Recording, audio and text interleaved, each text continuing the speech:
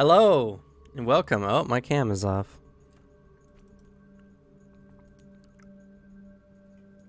There's the beautiful face. Hello, welcome. So sorry we started really late. I don't know. Just long day or long week, I guess. But the channel's been doing great. We've been getting a lot of views, not as many subscribers this week. I mean, it's still been a fair amount. We still got like 15, I think, this week. Which has been good so far, especially since it's only Tuesday. The monk video has been doing crazy good. It's been averaging over 100 views per day.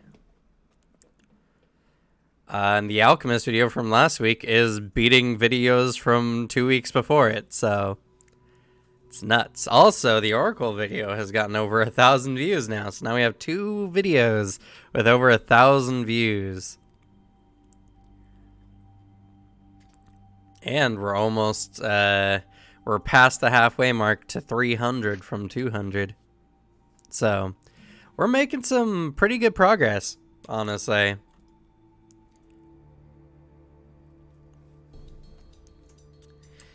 On top of that, all of our games have been going well. Though I do gotta say, the next few weeks obviously are going to be a little hard.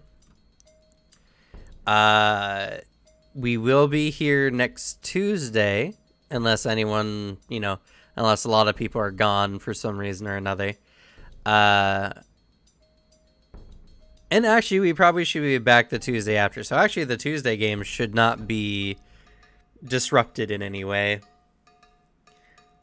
But if you are a watcher of our Table Talk, Shadows That Laugh, or even the Anima game on Mondays, this next week, well, next week we will have Anima, but we will not have Shadows That Laugh or Table Talk, and the following Monday we will also not have Anima. So Thanksgiving weekend, it's going to be very busy.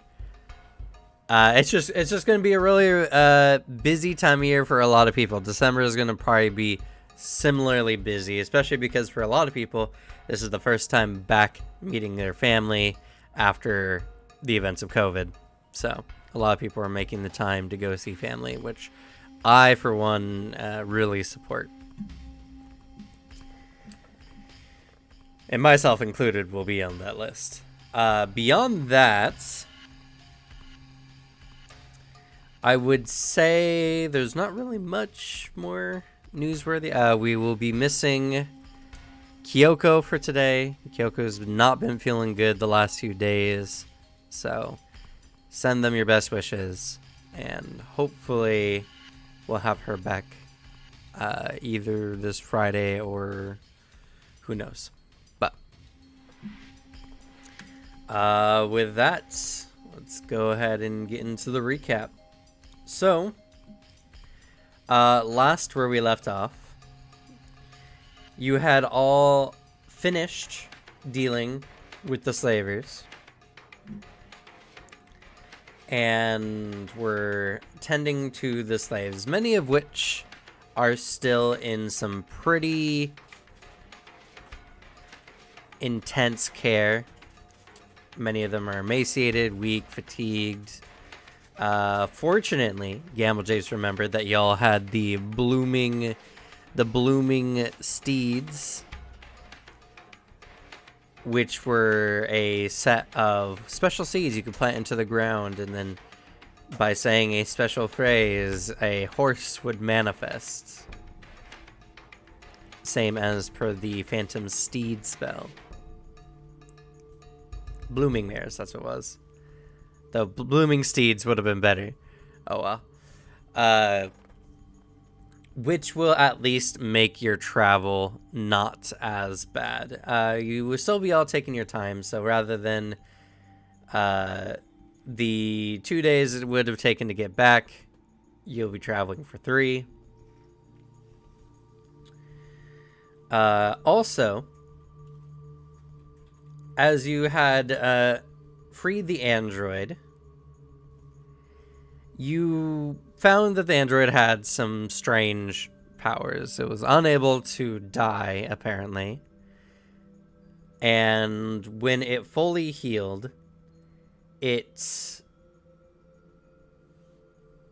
seems brand new.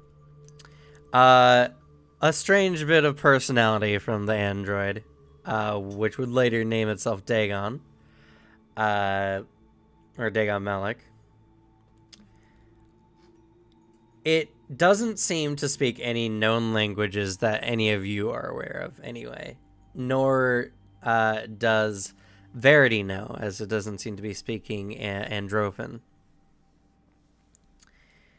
And so, with some charades and drawing pictures in the sand, Finley and Kyoko at least somewhat got some info on the mysterious android.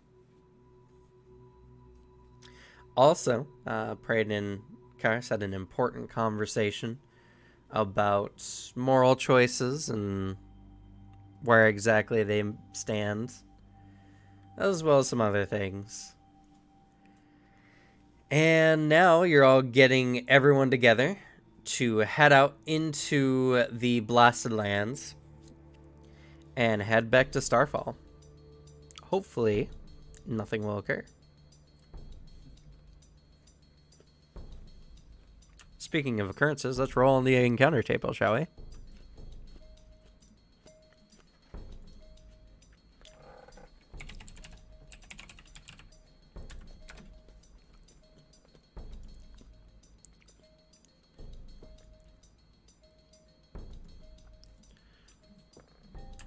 Alrighty. So the Blasted Lands are a dangerous place. You have a 60% chance of running into an encounter. So you'll run into anything if you roll higher than a 40. Well, no, actually. Depending on your exploration activities, you might be able to avoid some encounters. So what are y'all doing during your exploration? I'll seek. Okay, Finley's going to be keeping their eye out. I'll scout. Okay, Gamma Japes is going to be on alert for dangers.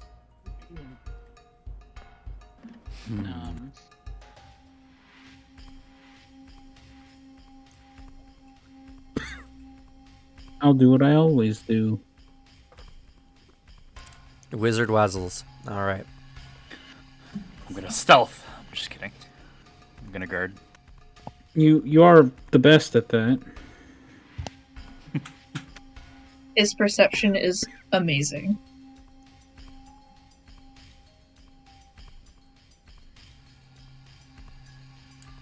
Alrighty. So, since you're all doing a variety of things, you have the standard encounter rate. Let's see. Alright, looks like we have encounters both days.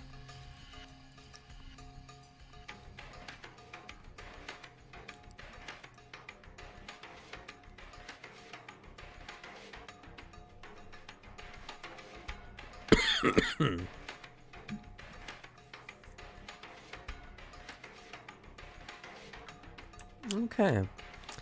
This one looks like it's going to be fun. Let's roll.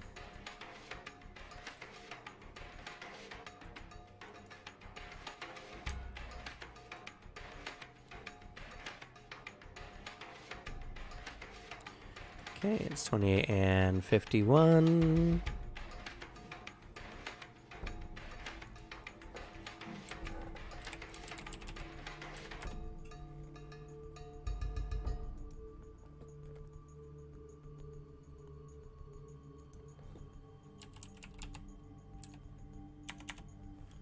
Let's see here. Gotta see if this monster is currently in the archive.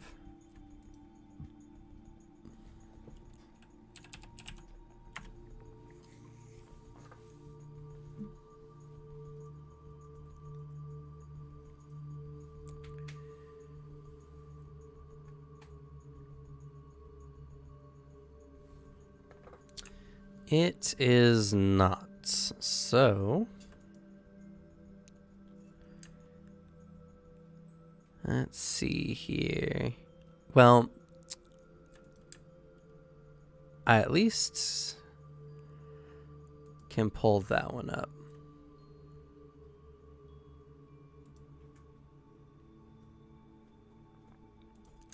See, let's switch the map here.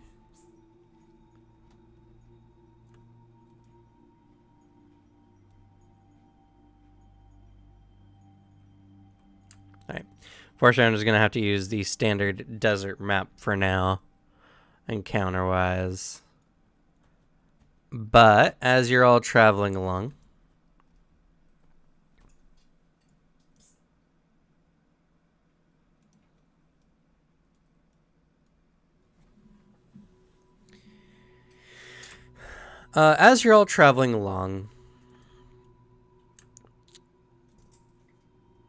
you all easily notice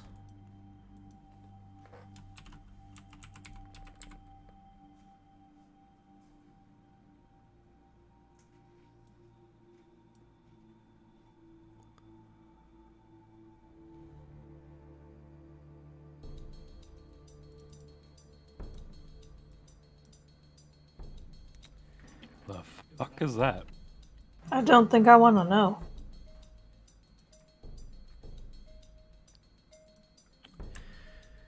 you all easily notice what appears to be a large lizard on the road, or well, in the Blast Lands anyway. It has a large, rigid red spine and large teeth, and as you all approach, it seems to rear up aggressively. He looks like a dinosaur. It looks like if Venom took over a hyena. Or a velociraptor.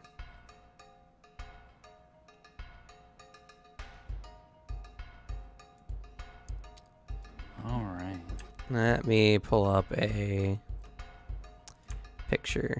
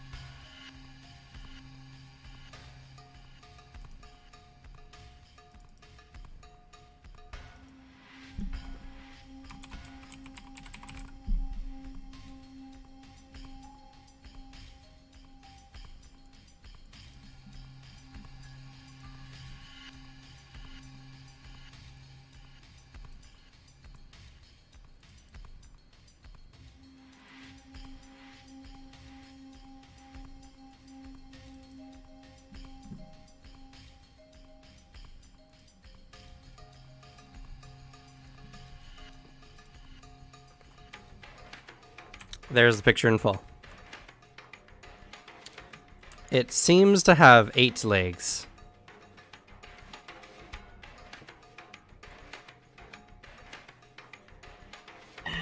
Ah, boy. Can I do a quick nature check before we roll initiative? Yeah. You guys are approaching it, and it doesn't seem to initially outright attack y'all.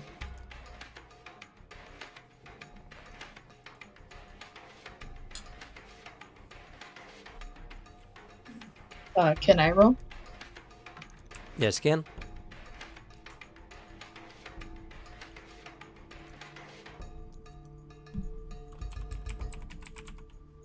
Man, you know all the creatures. Finley's a I know, right? strange well of knowledge.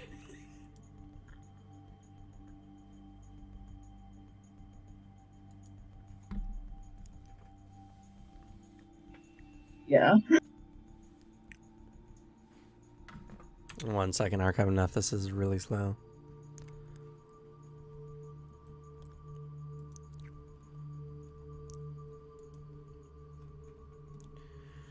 Okay.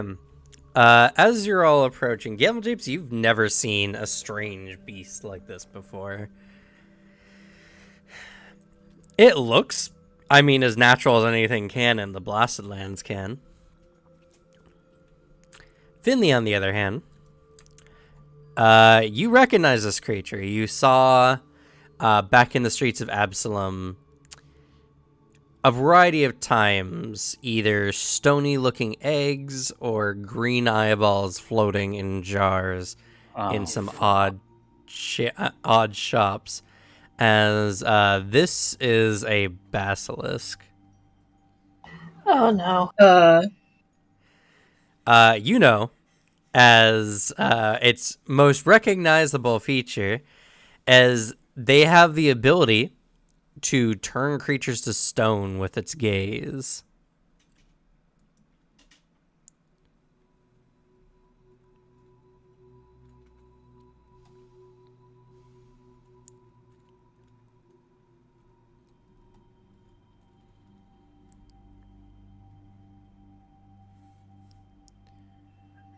So, like a Medusa type creature, basically, right?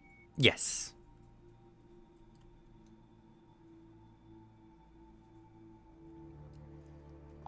Knew I should have bought that mirror before we left the city.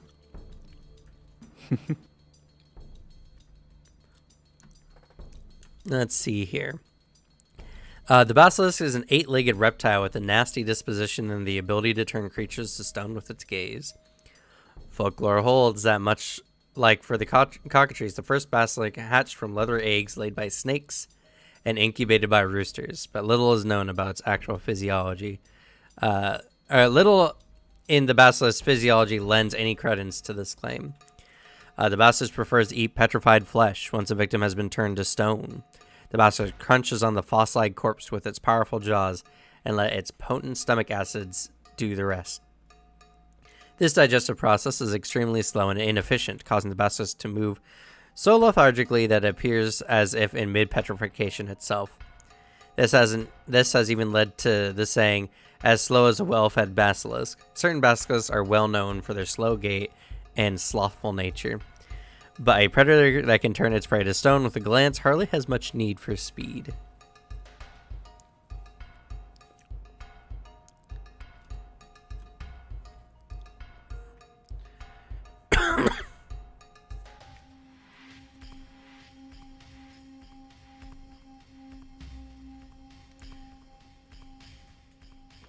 But it doesn't seem to be going on the attack yet. It's rearing itself up to go, if you all don't do anything before you approach.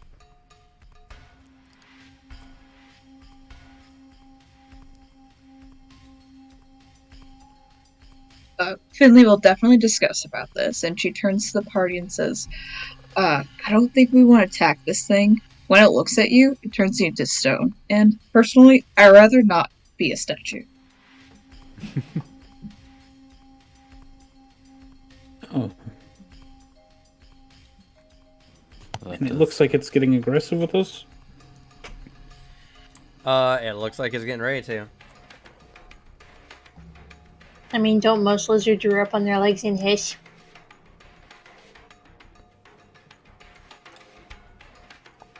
I tell my lizard to hide.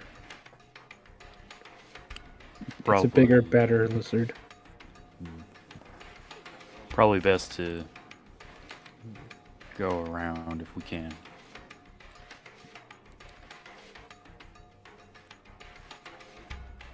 So, like, is battle imminent, or is this like a... if we go away, we might be fine.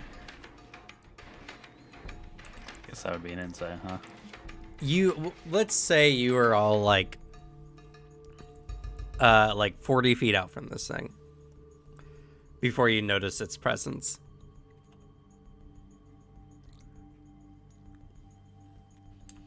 It doesn't look like it's ready to charge at the moment, so you have a moment to decide how you want to tackle the issue. If you all try to essentially avoid the encounter, it may try to pursue after you. It just, depending on how efficient it is and how efficient you all are, is, what's necessary. Hmm.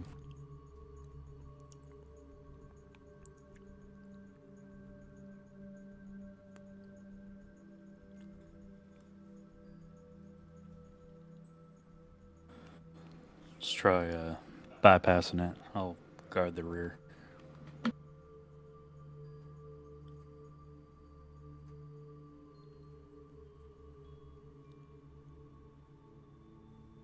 Yeah, I agree.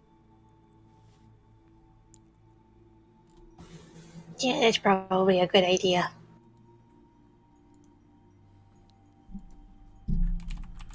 And if it comes for us, Jamie gets to fight something.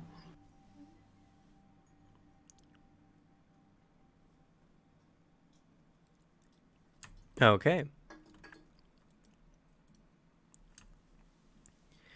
So y'all know, and for future reference for creatures that are similar to this, there's the Avert Gaze action, which gives you a +2 circumstance bonus to saves against visual effects that require you to look at a creature or object.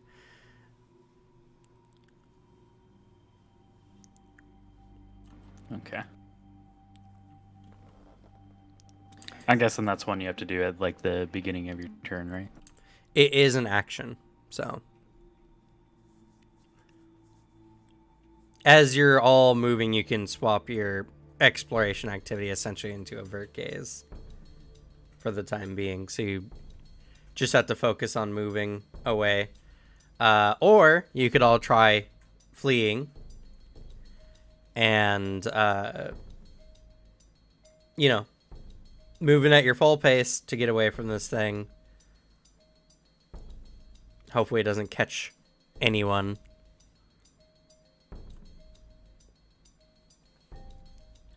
However you all want to handle it. If it pursues, it'll try to pursue.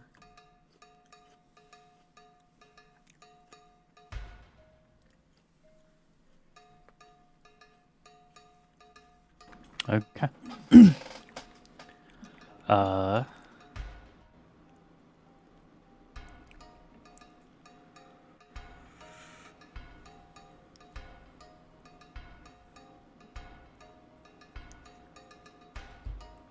Braden will go to the side closest to it. Go to Everstand stance and raise shield to protect the retreat.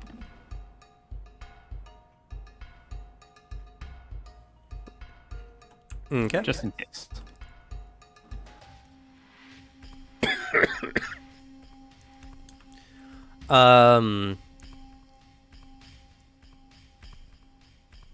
As everyone kind of begins moving around, Prayden, you kind of take the most, you take the vanguard position against this thing. And as you're all moving along, Prayden, I need you to make a fortitude saving throw for me, please. Did you look at it in its eyes? I had to move, so I couldn't avert my gaze.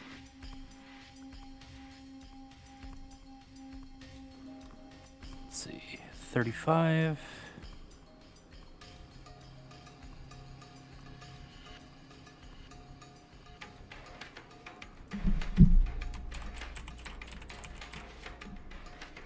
Yep, 35 total.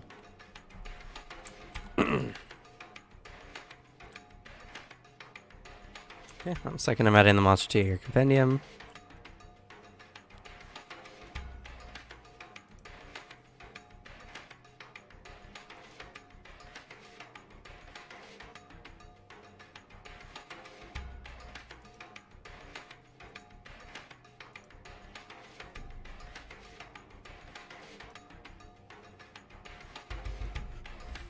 All right. You do your best to avert your gaze. It seems to be focused on you and moves in. You realize that this thing moves pretty slowly, especially as it's attempting to make eye contact with you. After everyone else kind of gets around, it takes no effort for you to really outpace this thing. After distracting it, as it were, from everyone else. You all successfully avoided the encounter. That's too bad. Yay. That means It's that too was a bad. critical success. Now I'm curious, with a ghost and being incorporeal, petrification wouldn't work on them, would it? Let's see. Because it mentions resistances, but it doesn't say anything against like petrification, which I would assume you need a body for. Depends on the tags for incorporeal.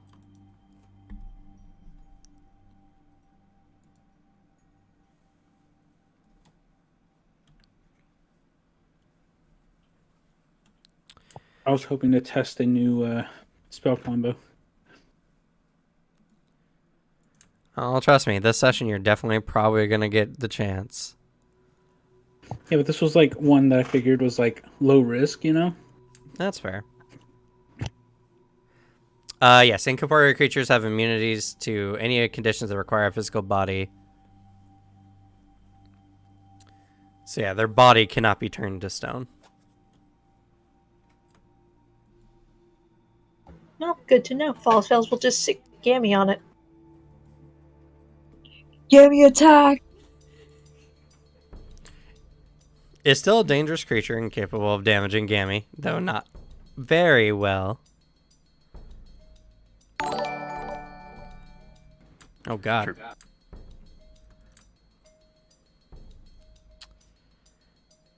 I don't know why I have that on this one, but thank you, Mr.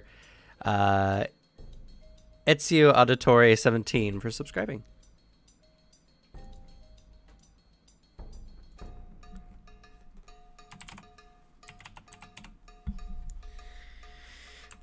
I hate the tables they put in Archive and Nethys. The site can't handle it and it slows down to a crawl.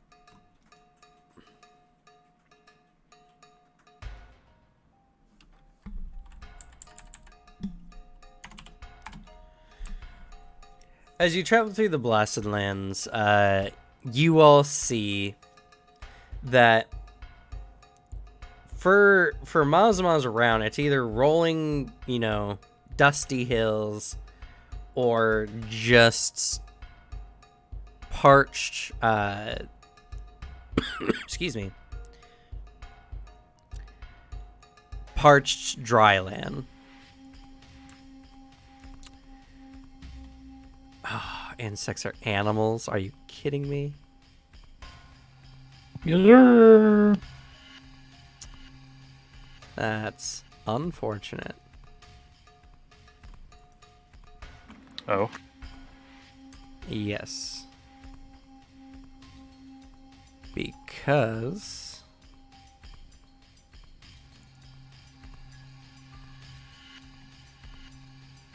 He rolled bugs attack, and the bugs in this region are deadly. well, they are. But Mosquito just flies by and carries off Finley. Oh god. It's gonna be like that Insect Island anime.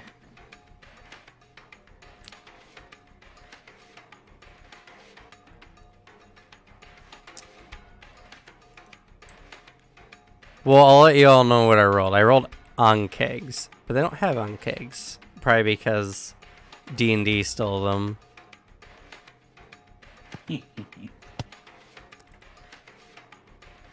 So that makes things a little hard.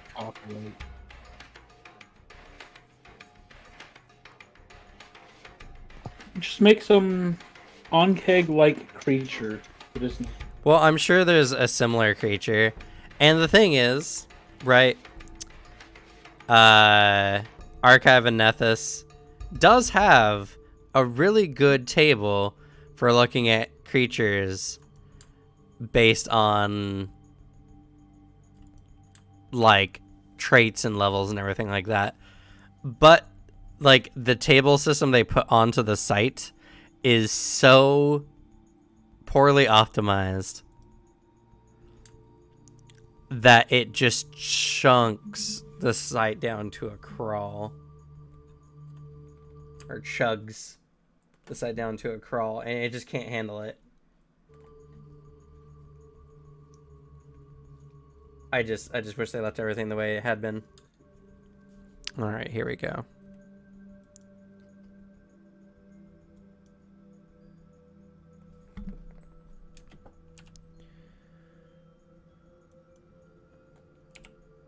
Yeah, back in Cameron's day, everything was in stone. Like it should be.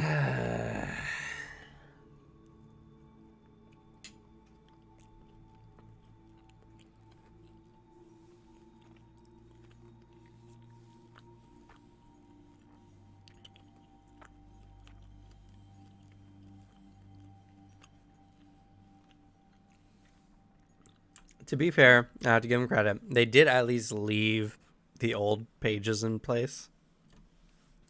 So you can use them that way. But the initial pages are all, of course.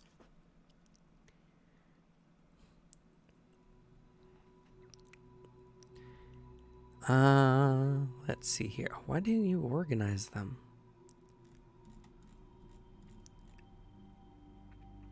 Okay.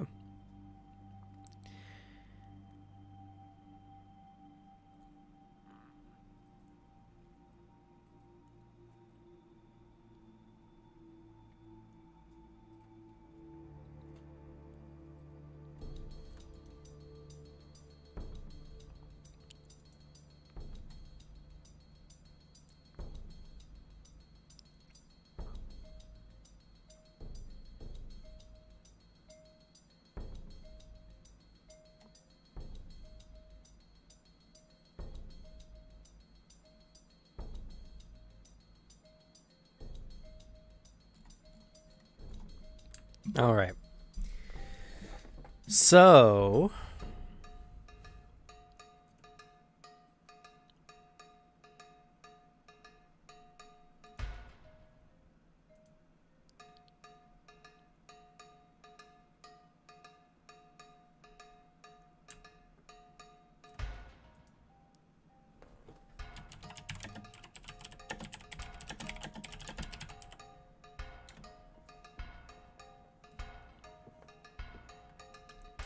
as you're traveling through the Blasted Lands, for the most part, everything is relatively fine.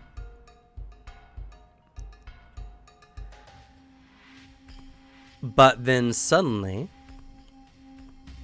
out of nowhere, bursting forth from the ground,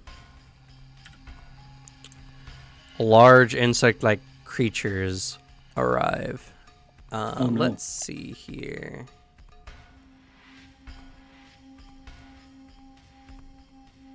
Please have mercy.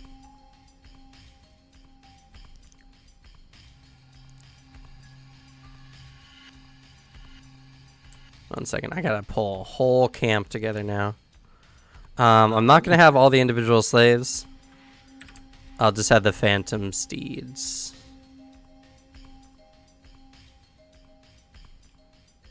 Oh wait, no, because they only lasted one day. Never mind. Ooh, is this where you slaughter the innocent people again? I love that thing. Hey, I won't be slaughtering anyone. It's whether you guys let them be slaughtered, that's the question.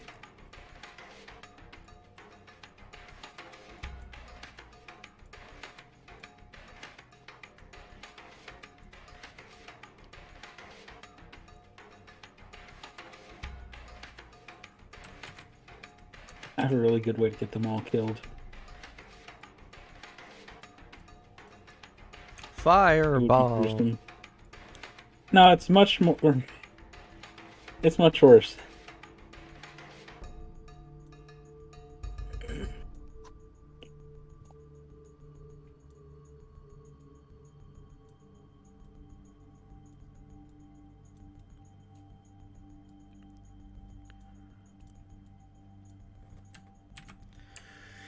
All right.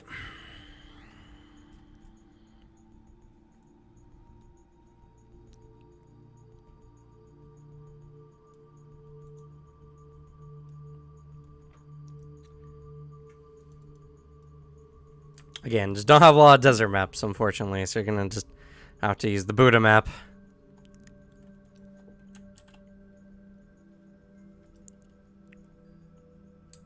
Alright. For all intents and purposes, go ahead and organize yourselves. Have they not gained any health back? They will have gained. Let's see here. And we don't know where the enemy is, so this would just be our travel positions. This is your traveling position. Yeah, you don't know where the enemies are going to spawn. Okay, I'd probably be near Praden. Because at this point, he's like my buddy. Oh yeah, for the 1 day of travel, how was Dagon enjoying the ride? Well, you probably had Dagon walk, as you only had about 4 steeds you were using for the day. Piling 2 people per horse. Dagon and like 1 other slave were capable of walking. And let's see here. How much health do they have? Okay.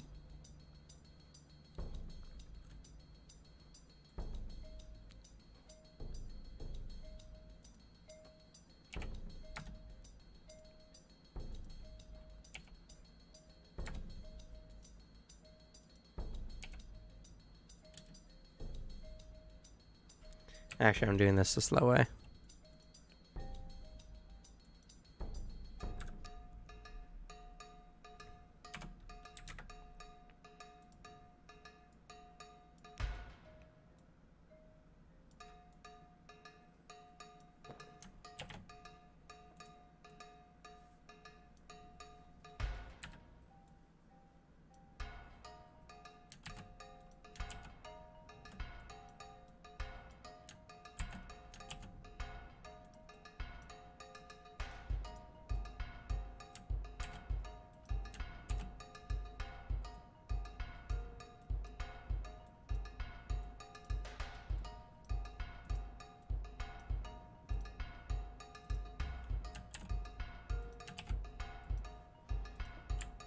Okay. And where do you guys want the freed people to stand?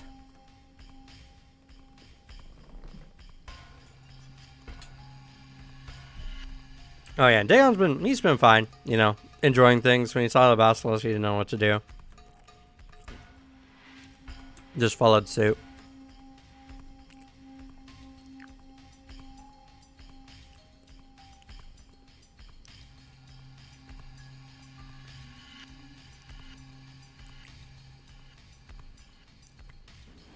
But how do y'all want to organize? Do we want like an arrowhead formation where the freed people are in between us in the center of it?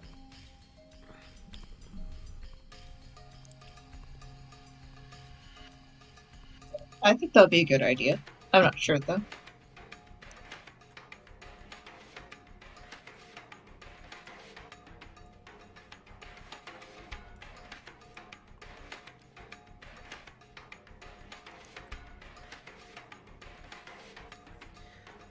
What's in consideration? Say that you're going from left to right on the screen, or sorry, from right to left.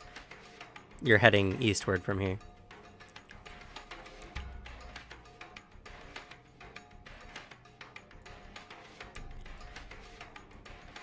This is probably Praden's best position. Okay. Just because his reaction can work all around in that area.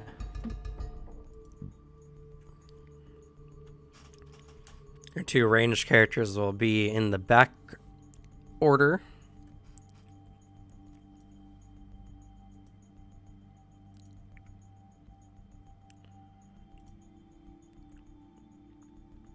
Should I move a little bit back, or Yeah, a little bit. would here be good? Or Yeah, that's good, because then I can send Gammy to this corner. I wouldn't hide behind freed slaves. Plus, if I'm closer to the enemy, I can blow them up more quickly.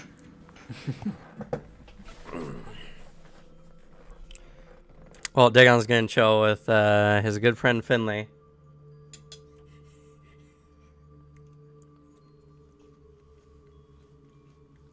Oof, he's chosen a favorite. Just kidding.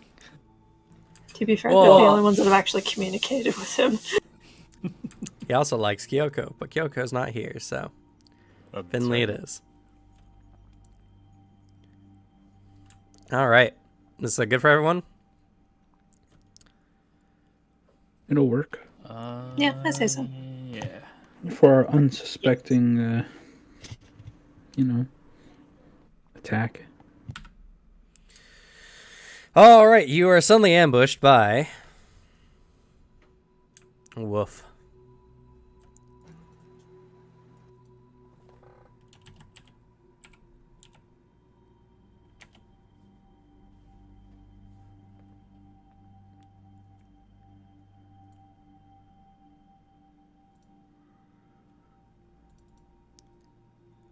Oh god. Oh no. Are they that big? Are they an actual large creature? That's a big boy.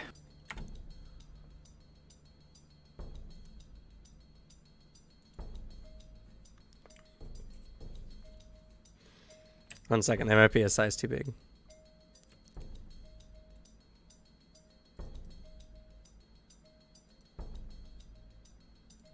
That is a size. Nope, that is the right size. Oh, glory be.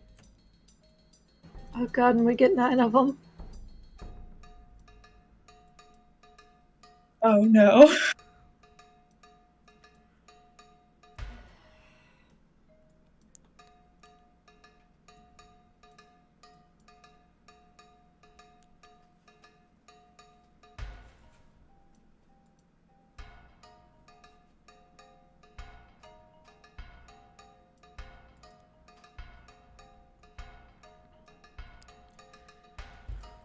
Now, despite coming up out of nowhere, they actually don't get a surprise round on you, as the act of unburrowing is a very obvious thing, and they are very large creatures. Hmm. But you are surrounded. And I guess, let me... So pull up if a we walk picture. around these ones, I'm just kidding.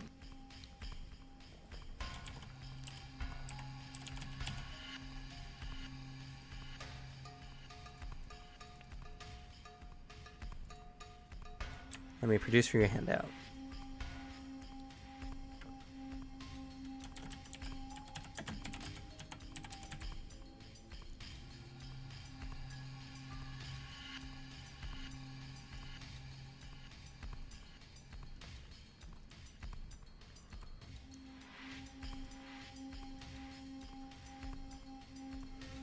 So as you approach, seemingly aware of your position, they suddenly pop up out of the ground, surrounding you instantly as you're surrounded by several horse-sized insect-like creatures. That look like this.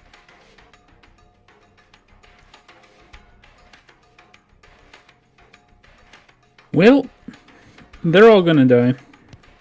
Well, hell. Alright. Alright, so let's go ahead and roll for initiative.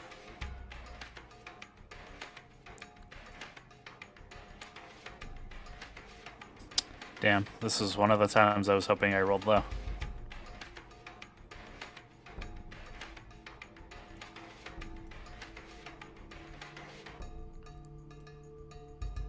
Can I change the initiative skill to sneak or just Uh, normal perception? Unfortunately, you were not taking the stealth action for your exploration activity. Oh yeah, don't forget I was scouting, so everyone gets a +1. That's true. So fast. Oh, Kyoko levels fast. What the hell happened? Oh, this poor man.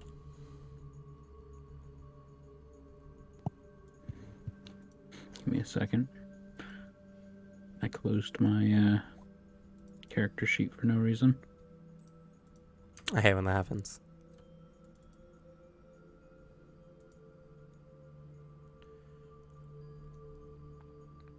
Oh, don't forget to adjust Kyoko's for the scout. Yep, I know. I got 3 Jeez. characters to roll for. That's fair. Verity on point. To be fair, visual acuity is Verity's strong suit.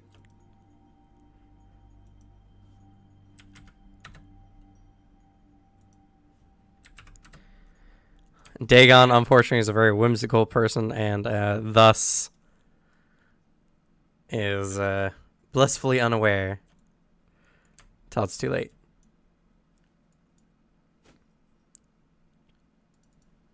Oh, just making sure. You said +1 the initiative, right? Since Gamble Chips is Yes. Oh, great. sweet. I go before or after the bugs. As do I. Do they All get a right. surprise round on us? Also, any of you can take an action to command the free people to move. They're still not in the best of condition, though, so one command action only gives them 1 action. And they It's can only fine. act once per round. We can tell ourselves that they're better off dead than slaves. And feel better about it. All right, let me change the music here. Besides Dagon, what are y'all thinking? Like, maybe 2 of them survive? 3? I think we got a shot. I'll give them 4 tops. I'll be optimistic and say most of them. Same here.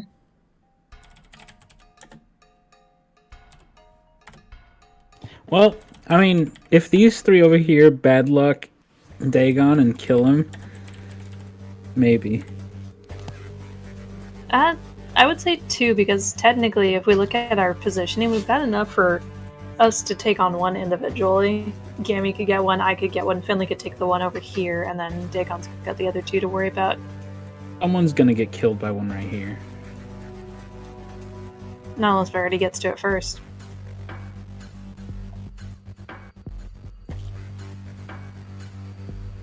Because we've got at least 4 players that are going to go before these things do, so we have a good chance, hopefully, of at least taking 1 out if they have low hit points. All right, so as they all pop up out of the ground, Verity's eyes glow for a moment, and she says, "Not on my watch." As One-liners. hell yeah, when you're a Magus, especially. She's gonna spell strike.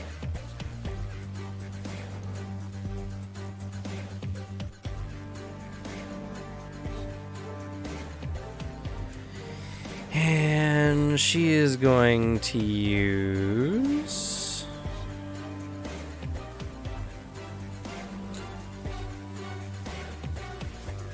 Yeah, she wants to get rid of one of these as quickly as she can, so she's going to shoot with Impaling Strike.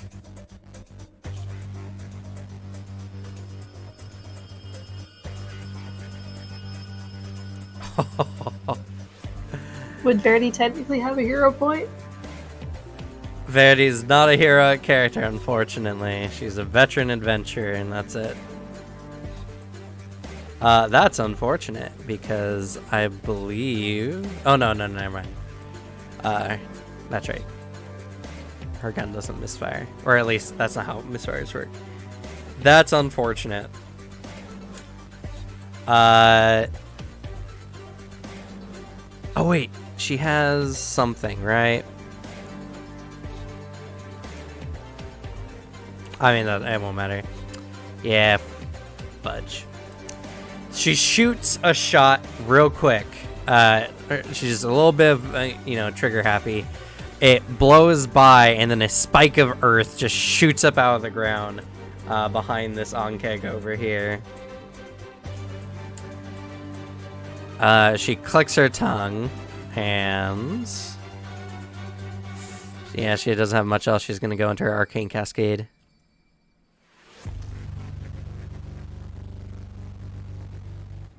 Yep. That's unfortunate. First roll off. Kyoko's turn.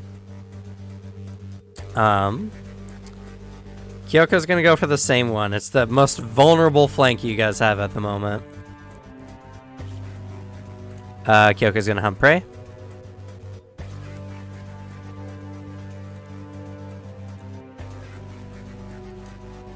And use their hunted shot.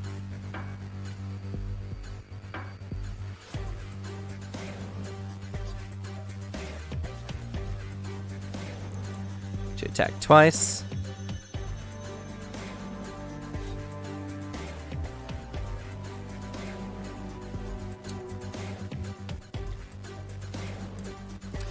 That's gonna crit. That's going to do 23 damage.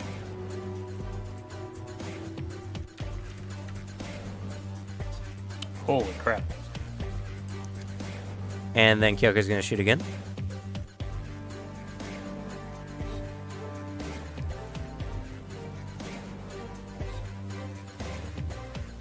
That's also going to crit. Kill its ass. Oh, her bow also has bleeding. Yeah, that thing's gonna fucking die. Don't know why I didn't roll damage. That's gonna be an additional 24 damage. That one goes down. And is hunt prey. No, it's not a. Okay. Kyoko is going to then aim for no. Kyoko's going to aim for this one now and make it its her hunted prey.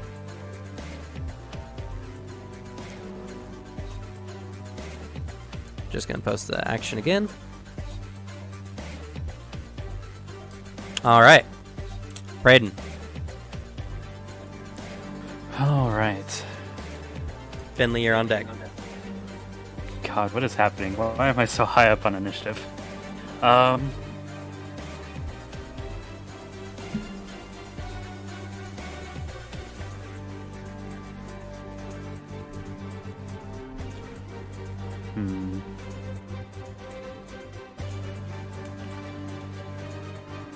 Braden is going to go into Everstand stance.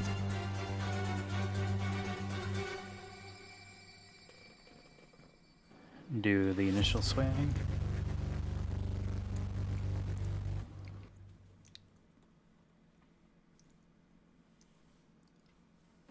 $34 to hit. Crits. That is going to be a total of 32 points of damage.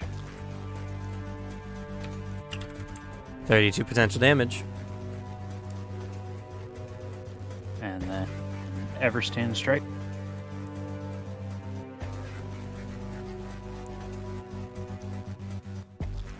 I should click all the.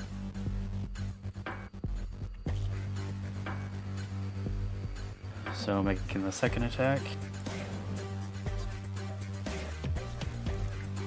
That hits. Ooh, okay. That'll be another 15 points of damage, and my shield is raised. All right. As you strike it, you break its carapace with a sickening crunch, and greenish blood oozes from the wound as its body still twitches a little bit, even moments after you dealt the killing blow. Finley. All right. So Finley's going to sprint towards this enemy and stab with good old root beer. Okay.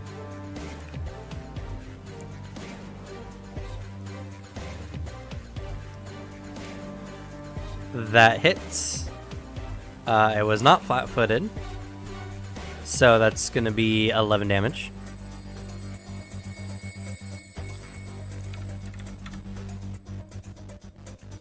Sweet. Can I stab it again? Yep. You have 1 action remaining.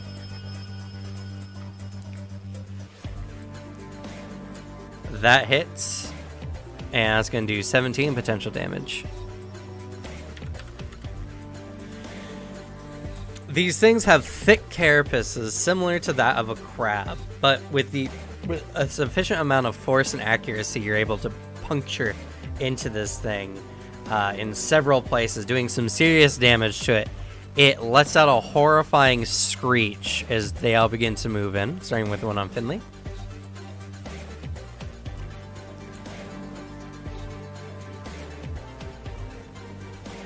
It bites you with its large mandibles. Does a 25 hit? No. Okay. You can hear a scissor-like shink as it attempts to bite into you.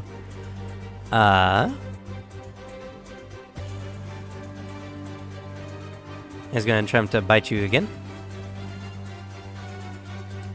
Miss, and one more time.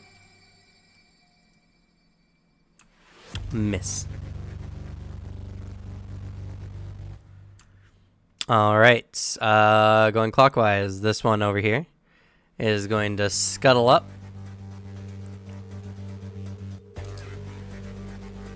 And what is their speed? Oh, okay. Actually, we never rolled for battle cry for her targeting the one. Oh, sure. Go ahead. Post your battle cry. And which one are you aiming at? That one? Okay.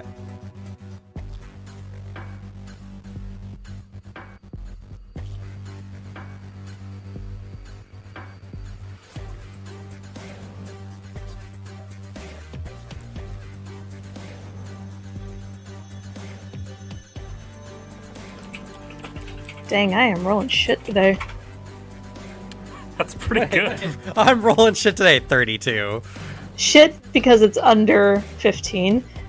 I'm starting to wonder if Takuma's luck is bleeding into gambled shapes.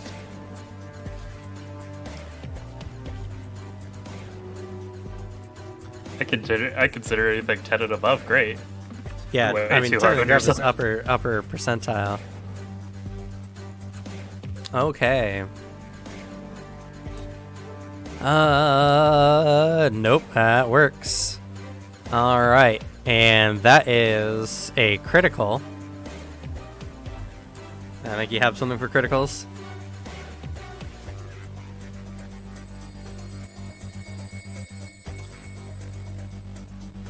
I have too many things on the sheet. Should be under your skill feat section.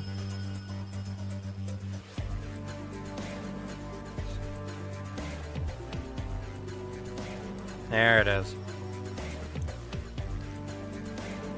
Alright. So this one is frightened too.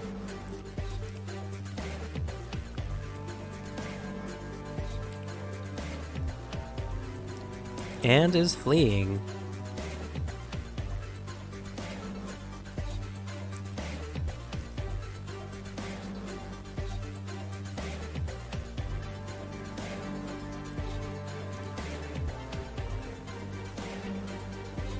Guess we use that image. All right. So this one moves up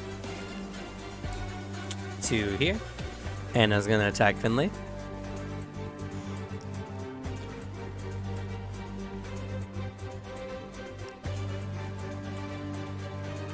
It's gonna miss. It's gonna miss. All right. This one actually burrows underground.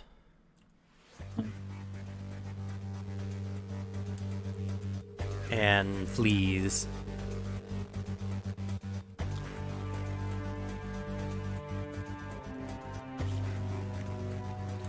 All right. This one moves up. Actually,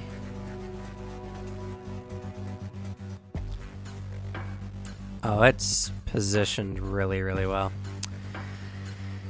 It rears up and lets out a large gout of acid as it spits out a cone of acid. Shit.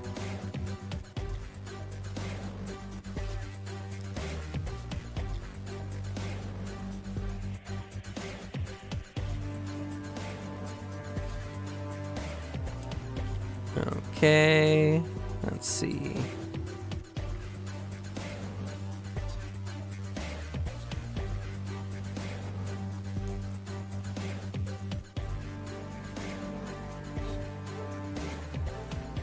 Gotta draw a box here. Starting from this oh.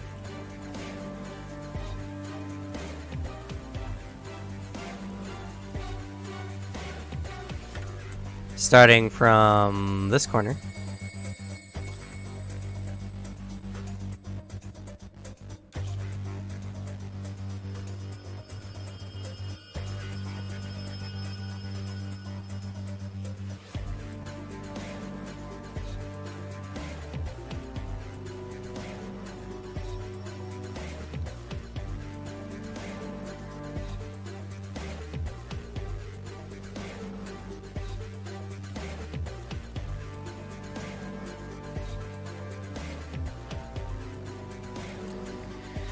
Lets out a cone of acid. Everyone in that area needs to make a reflex saving throw.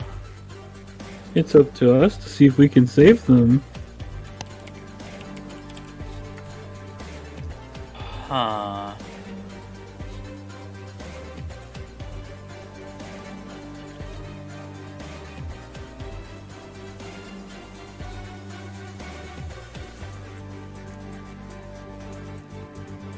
Well, first, let's get this out.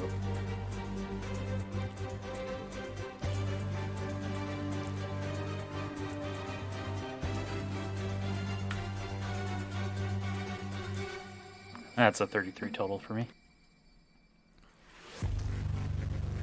You crit save. You take no damage.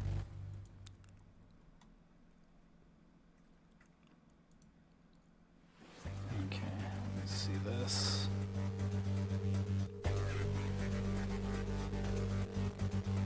Cameron, you gotta roll for each one of them. These poor bastards don't have that much of a chance. All right, that's fair.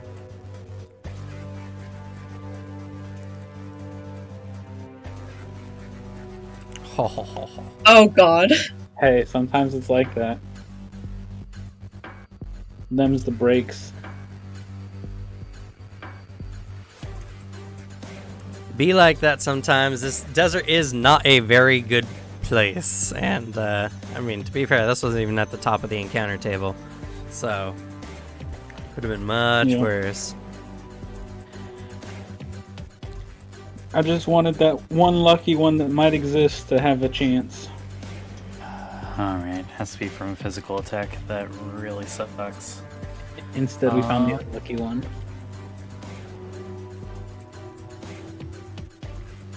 Because this doesn't count as a physical attack, right?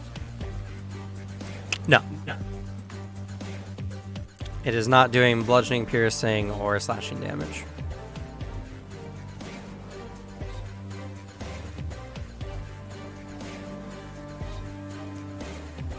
Technically, this counts as an energy attack.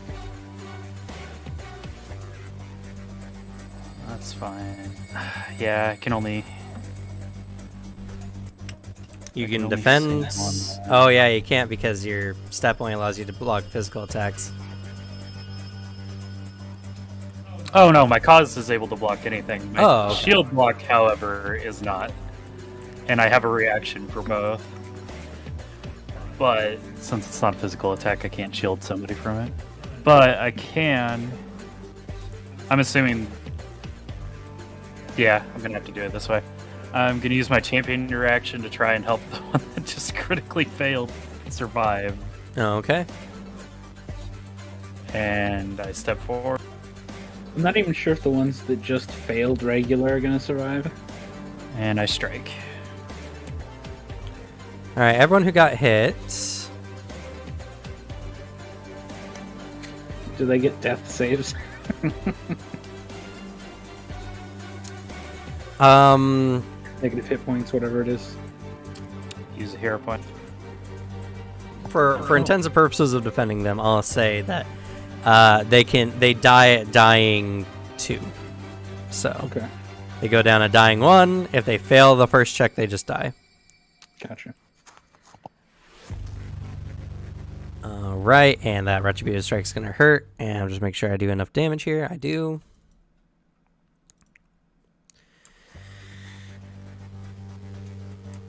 Okay. And how much does your retributive strike block? Blocks 12. Yeah, 2 plus my level. Okay, you block all the damage. So this one goes down. Man, they only have 10 health. That one, the one that you blocked, does not go down, but they are still covered in a splatter of acid that seems to continuously burn their skin. No, it's Boy. continue. You do this continuous damage to our innocent people again. It's what you guys rolled on the encounter table. God, Cameron, you sick bastard. All right, let's see here. Verity Guys, 3. it's only the first one. I don't know if it matters, but this thing is currently taking consistent positive damage. Or good damage. I don't think it You did matters. strike it. And no, they're not considered evil. They're just Really? trying to Things like survive. that? 22 damage total? Oh, I'm sorry. Wait. Why is there 2 strikes? Because I rolled a critical fail and rolled my hero point. Oh, I see. Yeah, you're right. It is indeed 22 damage. Oh, whoops. There you go. All right, and let's see here.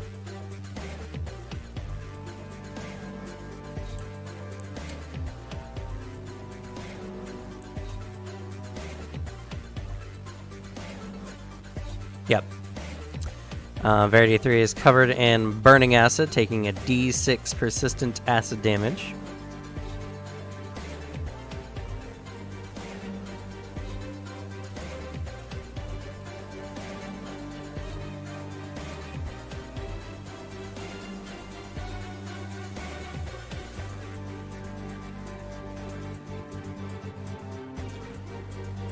Kyoko is fine. Alrighty.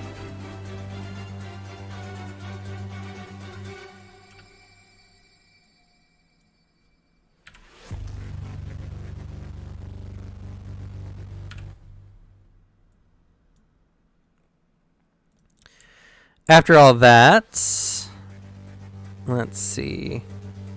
And then bites you with its mandibles, Braden. That's fair. Nope. That's a critical miss. Alright, this one goes. Runs up and is gonna bite Kyoko.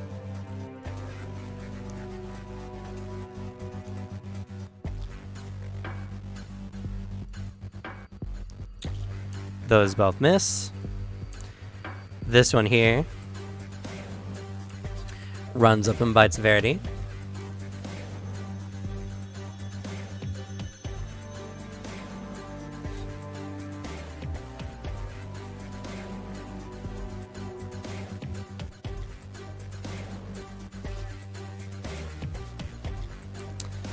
And those both miss as well. And the last one here runs up and attacks Dagon.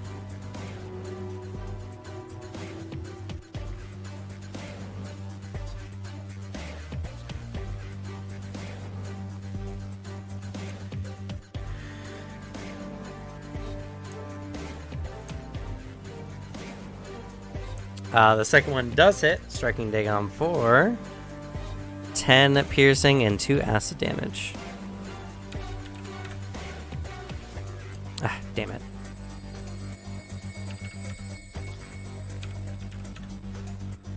Alright, there you go. Alright. Kairos, it's your turn.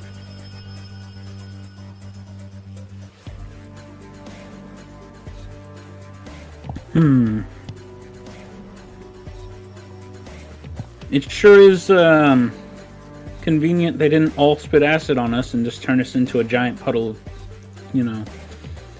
stomach. Okay. Remind me again. Are they dying 1 right now? Yes, the ones who went down are dying 1 currently. And if they go to dying 2, they die. Yes, which means if they don't make a DC 11 flat check, they die. Great. Wonderful. Shit.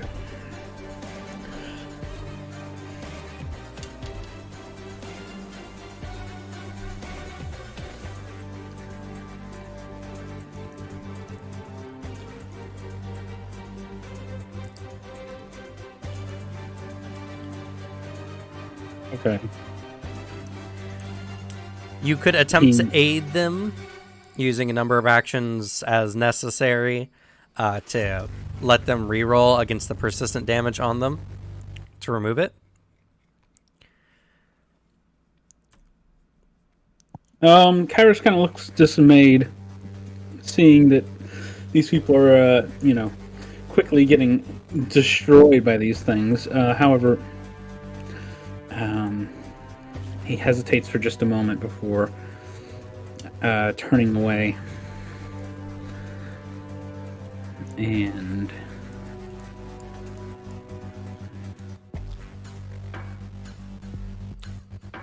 I also know you do have a way of saving them right now.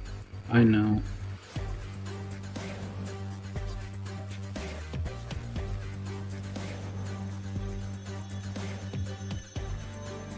As he runs past,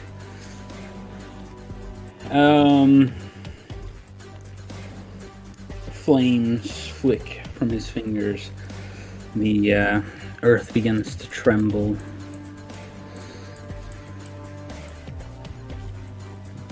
He begins to loudly incantate, his voice reverberating around the area. And with a shout, the ground erupts.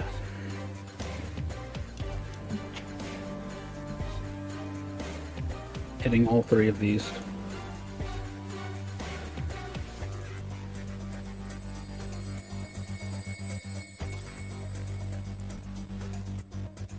Okay. Alright, and I need to make reflex.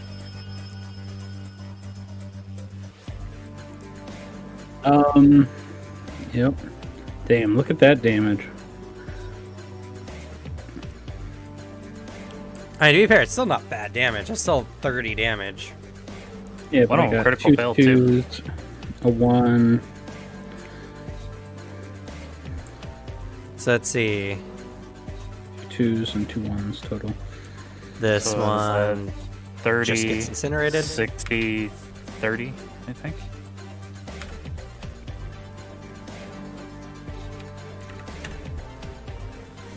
His math there was, I can heal these 3, but if all these other creatures can do the same attack, more people will die if he doesn't kill these as quick as possible.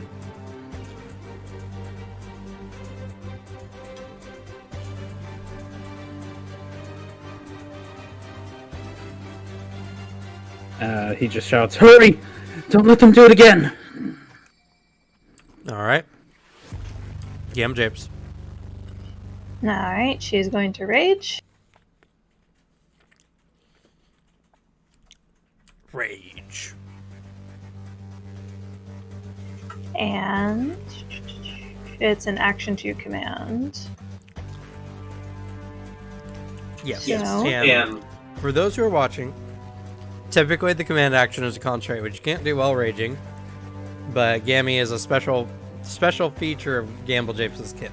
And so, for Gammy at least, Gamble Japes can use the command action.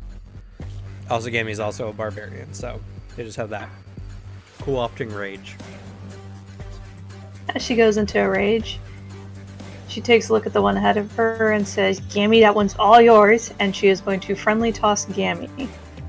Because now that she's raging, it makes it Do you easier. have ghosts handling gloves?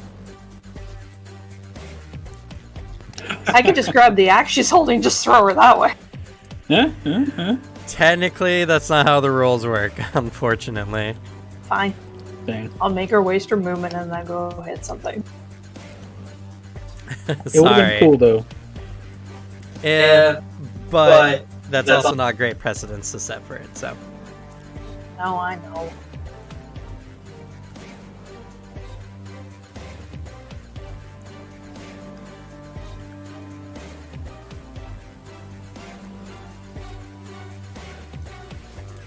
That hits.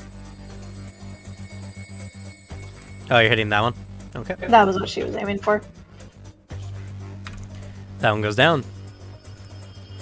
Gammy lets out a blood-curdling cry of victory. Finally, I get to kill something! Oh, my enemy! That was mine! Not anymore! Well, since I now have an action still, might as well just go ahead and face the one next to Dick. Okay. That's her turn. Alright. Dagon, after getting his arm ripped into by large mandibles, preps himself. Seems to get into a martial stance and strikes. At first, his hand seems to emanate with magical power, but halfway through the strike, it seems to pitter out.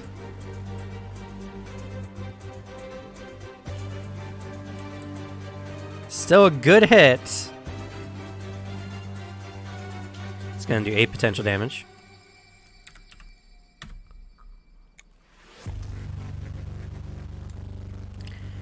Dagon looks confused at his arms, says something in Latin. Unfortunately, no one understands. He's going to try again. And again, the magic kind of fades out. Well, what was it in Latin that he said?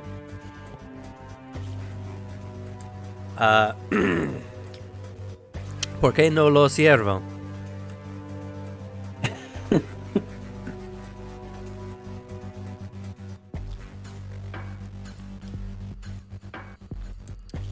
I know my Spanish a little bit.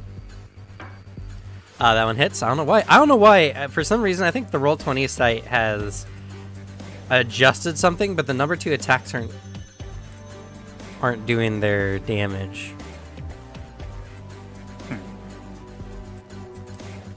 That's the second time that's happened. That's another 8 damage. If anything, he's consistent.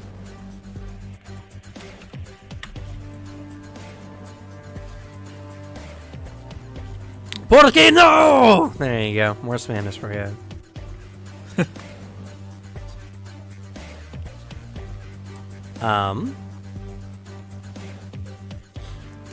He does concentrate though, and they do begin to emanate with a electricity, and it seems to stabilize. He uses runic impression to give his fist shocking. But it's going to take him the rest of that turn to figure it out. Alright, Verities. Oh, at the end of the round, the free people go. Many of them just stay in place, somewhat shocked. Unfortunately, these three, with the burning acid on them, perish.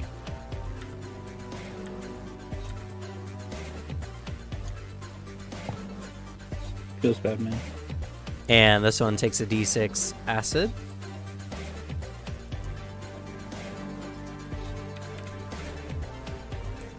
Alright, before they roll flat check to get rid of it. Success. Wiping off the acid from themselves. Their skin is horribly marked by acid, but they survive, at least somewhat. The other ones, you can see the blood starts pooling out beneath them as the acid is eating into their bodies, and they look beyond help, unfortunately. Alright, it's Verity's turn. Verity is also going to apply Runic Impression.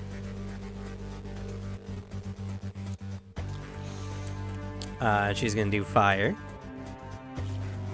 And then she's going to...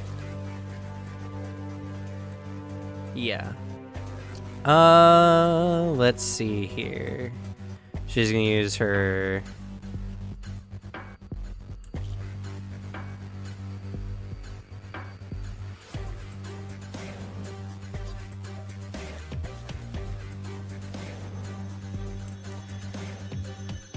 she's going to use her Special Eyes to cast True Strike.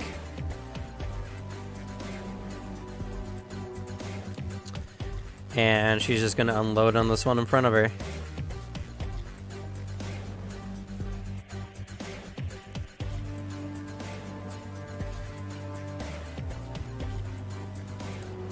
That's a critical. So I actually got to roll higher damage for her for that one. So that's going to be, let's see, 2d8. Woof.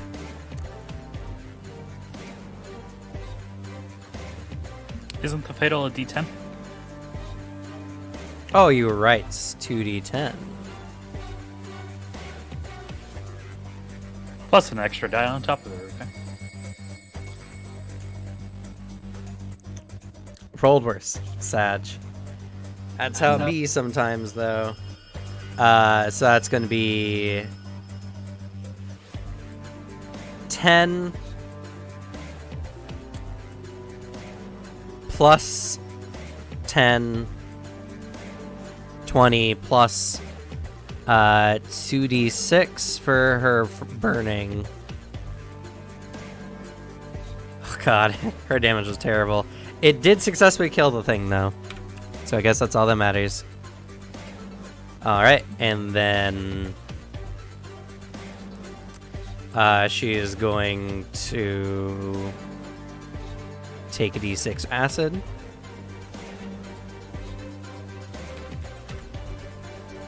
And then try to get rid of it. Fail. She's still burning with acid. Alright.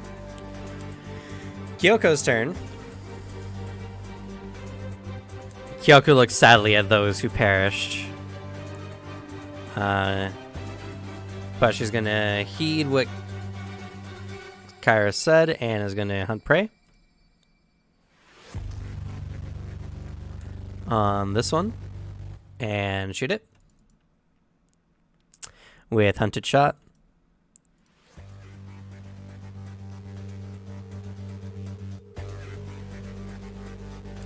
Oh, misses the first shot.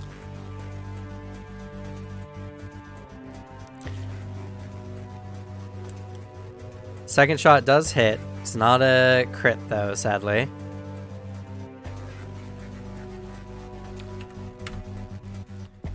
For 8 points of damage. And Kyoko's going to shoot one more time.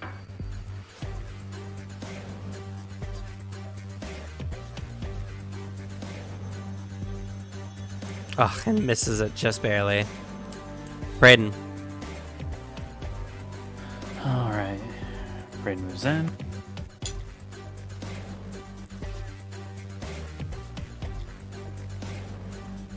God, that one's actually in a terrible position.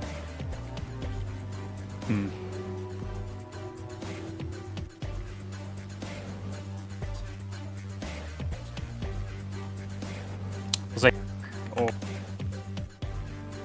Oh. You were there, so you could hit all of them. Yeah.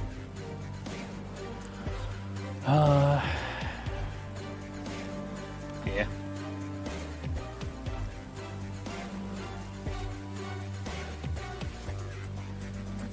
Come in for a strike.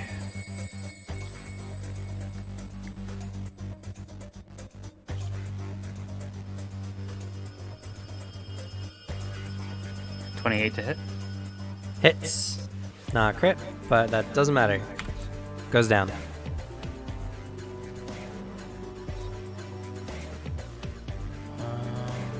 Yeah. You over here.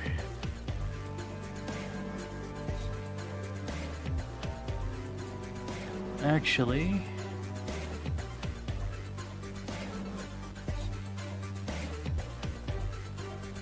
I'll move the spot to make it easier for Finley to flank.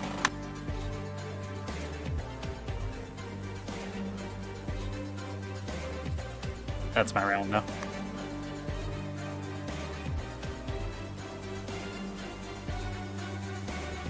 Okay. Finley. Sweet. I'm gonna move a little bit behind it and then use underhanded assault. Okay. Go ahead and roll stealth.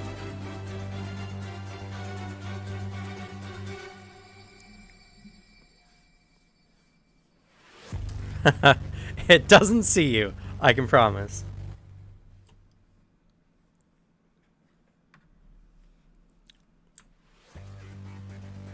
Thank you, thank you. Go ahead and make your strike.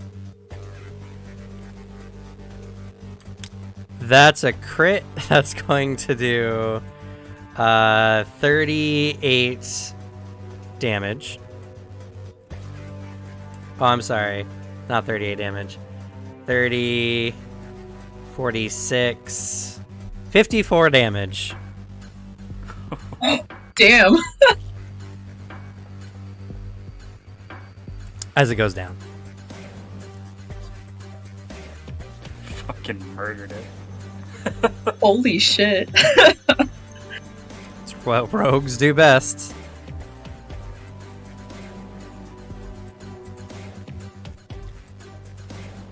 Any sign of that other one coming back since it was only for a round it was running? It does not seem to return.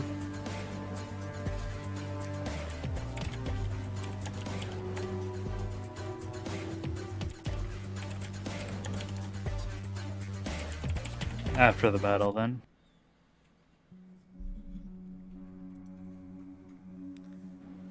Braden will drop a lay on hands on them.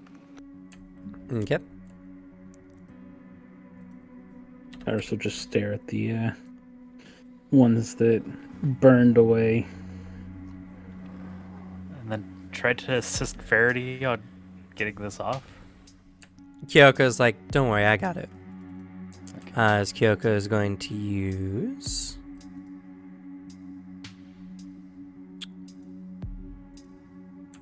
Soothing Mist. Blasts her for 25 points of damage. I'm just kidding. Don't know why it has... Oh, it says healing there. Mm-hmm. But yeah. As it gets rid of the effect, Kyoko just looks sad.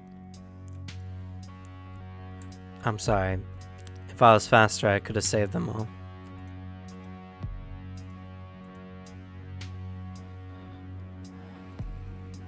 You're fine. Unfortunately, you just weren't ready for an ambush like that.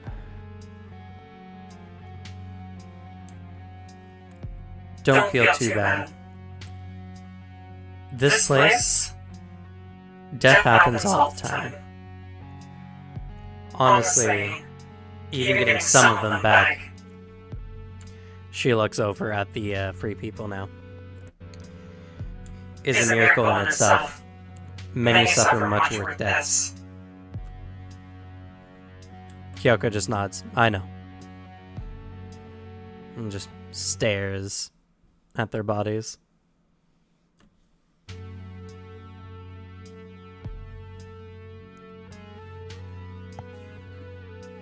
Looks up at Dagon.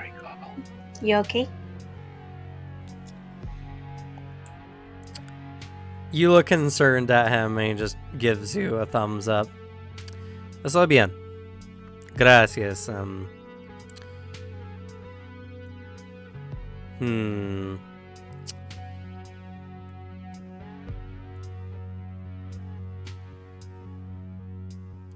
Y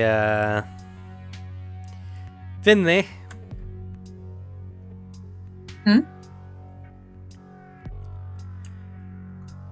Estoy Dagon, he points to himself. Y tú, Finley, points at you. ¿Qué es esto? Points at Gamble Japes. Oh god, that name's a mouthful for someone that doesn't speak this language.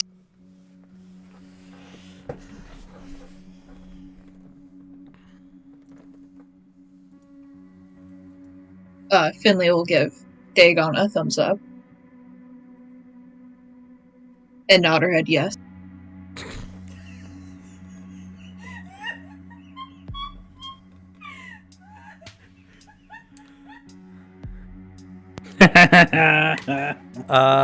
Es bien gives you a thumbs up.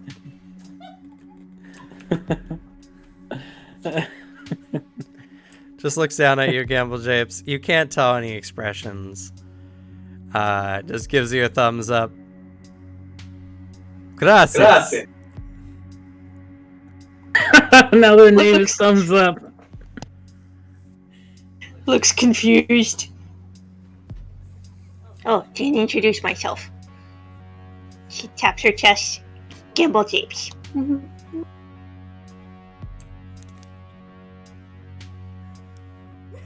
Gamble Japes. Gives a thumbs up. Keep the confusion up.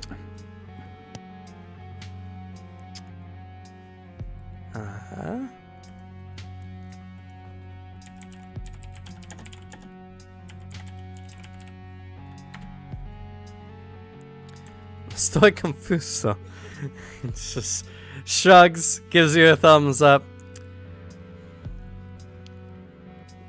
Muy bien.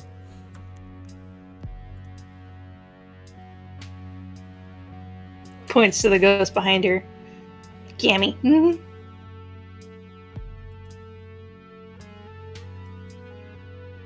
Nods. Gammy.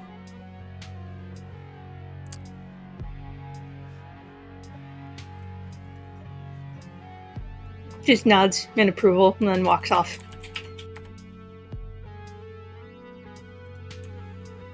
Gammon just sneers and, like, lifts her nose at him, and he just shrugs.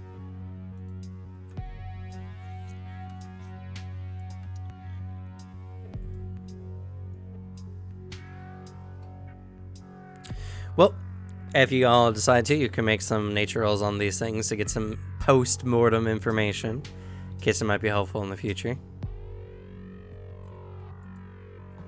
What about seeing if we can salvage anything from these things?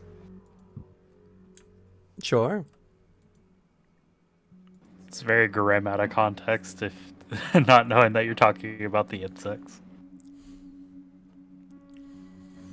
Yeah, let's salvage something off the dead corpses around here.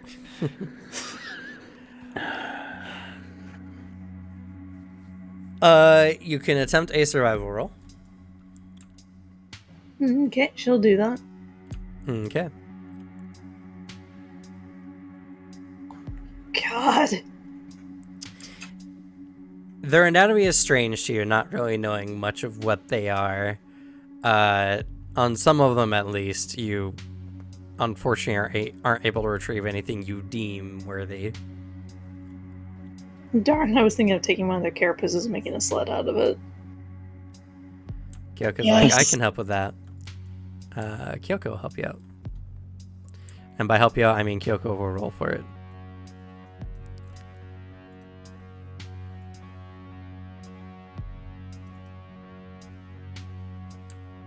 That's a critical. Unfortunately, these beings, whatever they are, their carapace should suffice for a sled, at least for a little bit. They're not the most durable, though. But Kyoko is able to, if you'll deem it necessary, retrieve enough acid from these things for let's see, minus ones that Gamble Japes did. 4 batches of the, I think the moderates. Well, 4 batches of acid, which can be used for any item of up to item level 3 with the acid trait. Sure.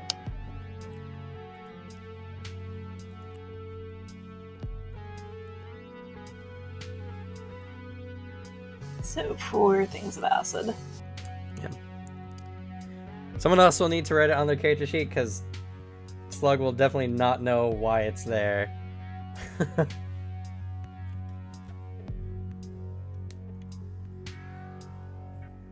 And that was 4 batches, correct? 4 batches, which each batch can be used to make 4 potions. Or alchemical items, I should say. 4 potions of acid. I mean, acid flasks are great items. I don't know, I was just reading like a drinkable potion. It was just a joke. Don't worry about it. That's fair.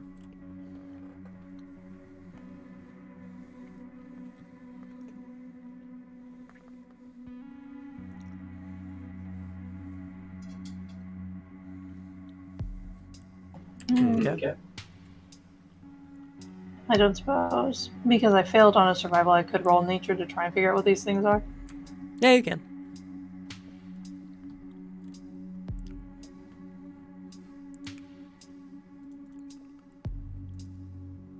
Nope, this place is weird and the creature's even weirder.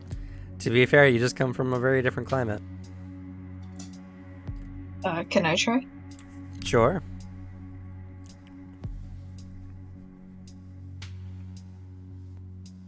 Oh crap, wrong one. I'm so sorry. Yeah, different skill. Nature roll. Okay. That actually is a success. These are known as Ankrav. These horse-sized burrowing monsters generally avoid heavily settled areas like cities, but they have a predilection for livestock and humanoid flesh that ensures that the creatures do not remain in the deep wilderness for long. Desperate farmers whose fields become infested by Ankravs often have little recourse but to seek the aid of adventurers. These are a very all too common plague and can be found in almost any habitat in the world where people or beasts can be found. They are voracious eaters. And you did learn that they can spray acid due to your combat and burrow.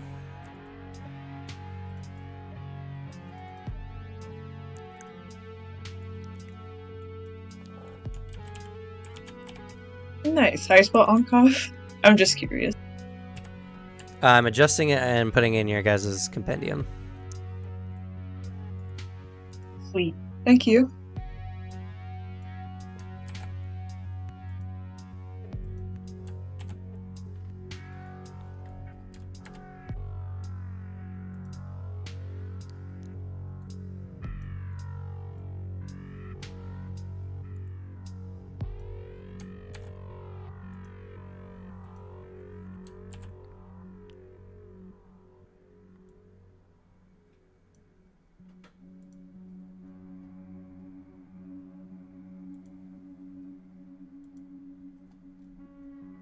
Okay. They're in your guys' compendium. Actually, I should reorganize it now. There they are.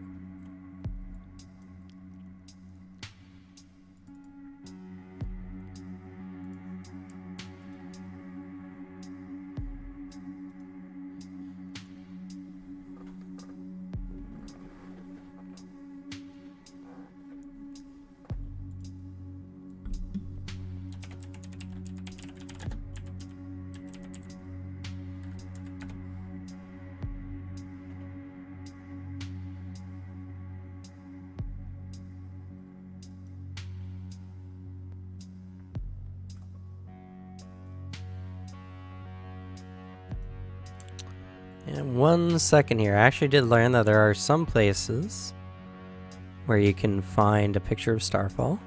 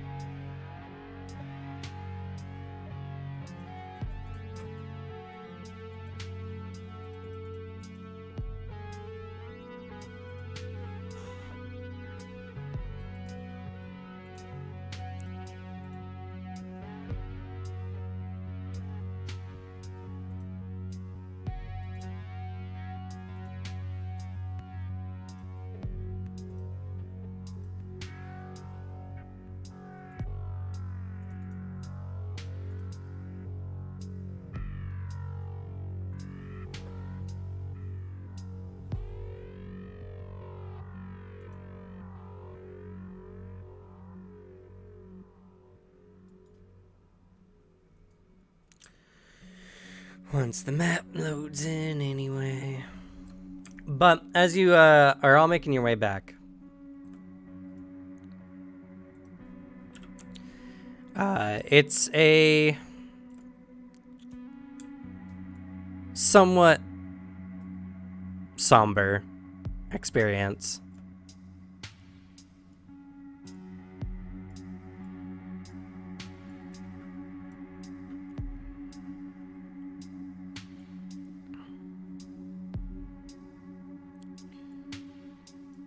As much as Verity attempts to, console you all, that unfortunately in Numeria, death is a very common aspect of life.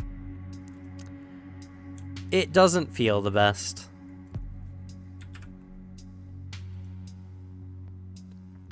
Yeah.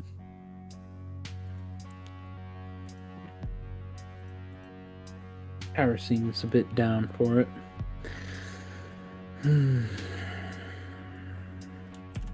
Especially since to him he made the call to not save them because he didn't think it would save more lives in the end.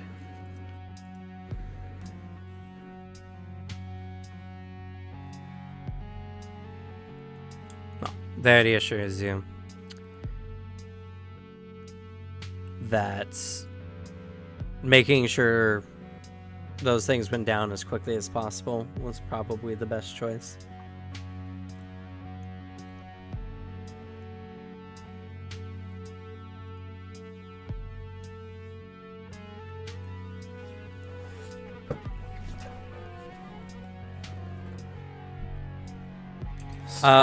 Huge. Holy crap.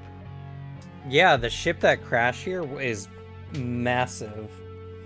It once housed an ancient civilization.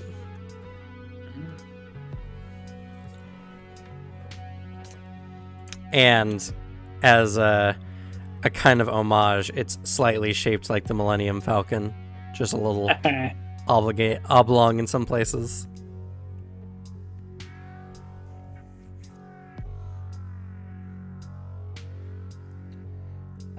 But as you all return,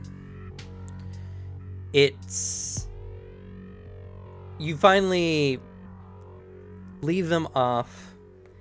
Many of them are not native to the region.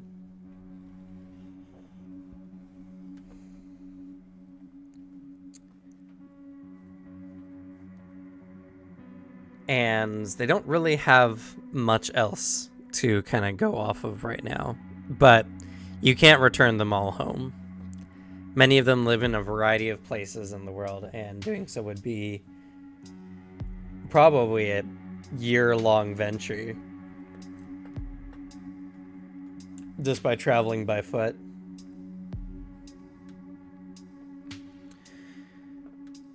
By the time they get back, they have a majority of their strength.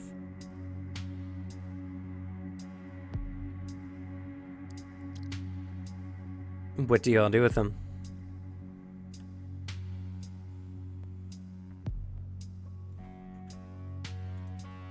Let's see.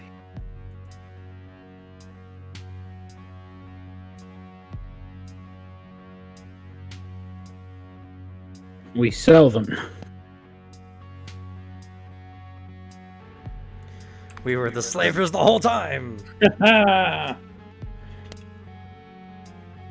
They struggle less when they think they're freed. You're not wrong. The game takes a dark turn from here. Oh no.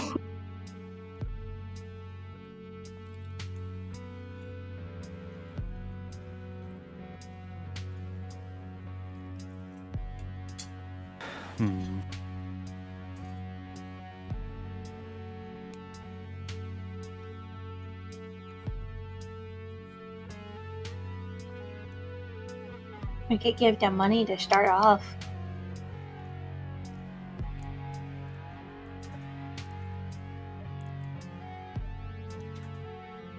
Yeah, we could do that.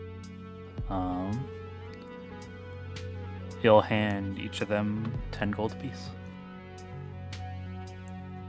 Okay. There are 8 remaining, besides Dagon.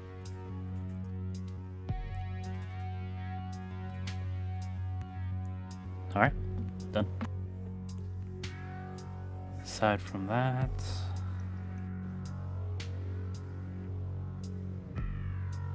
he'll set them up each with a week of rations.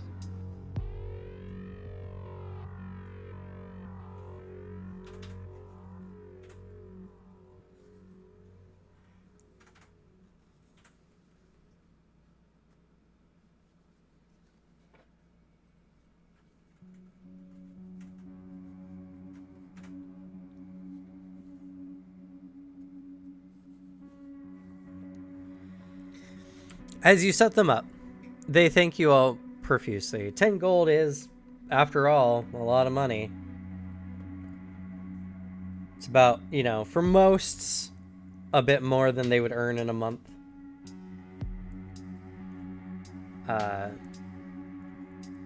They all thank you profusely.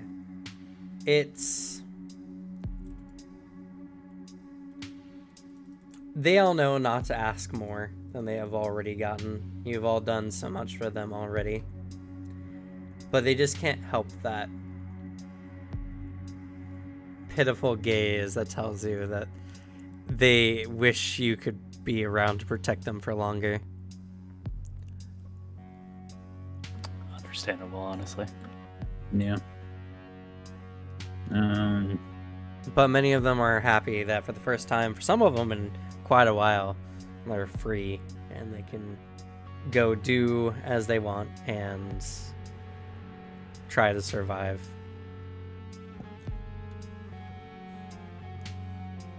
Also, Kairos will go ahead and match Praeton's 10 for each. Okay.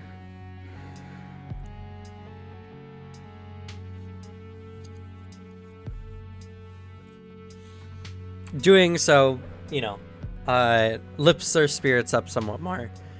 You've set them up for a good while. Most of them might be even able to get transportation out of the city with this amount, so.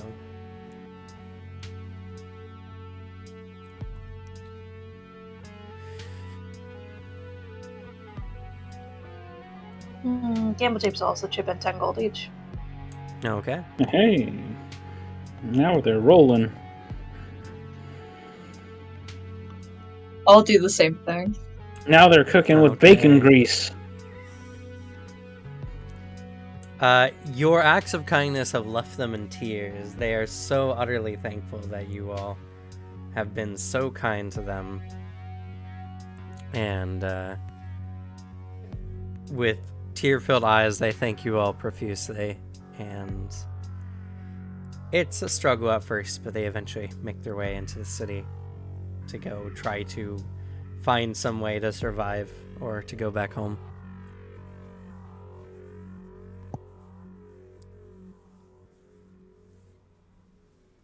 We did what we could. Yeah. If we didn't have a overlying goal, I'd probably stick with them for a while. But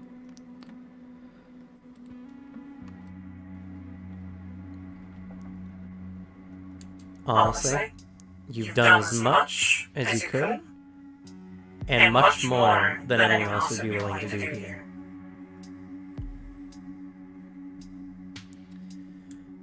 I'm gonna go take this android back to the conclave.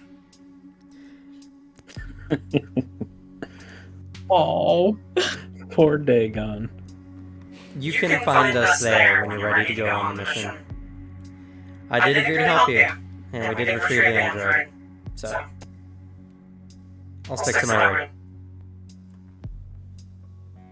Right. we'll see you then.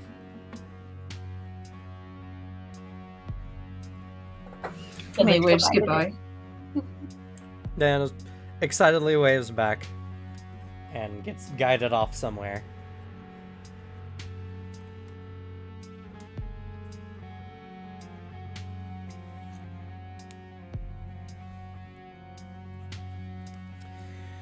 But y'all have some free downtime in Starfall.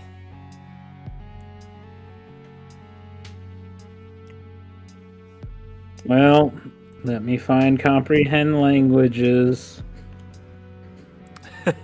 I'll let you know now that you won't have to. Why not? Well, I mean, you can get it for your own purposes, but if it's for Dagon's sake, you're not going to have to. He's going to magically learn the language. No, but Or we'll something else never will see him happen. again.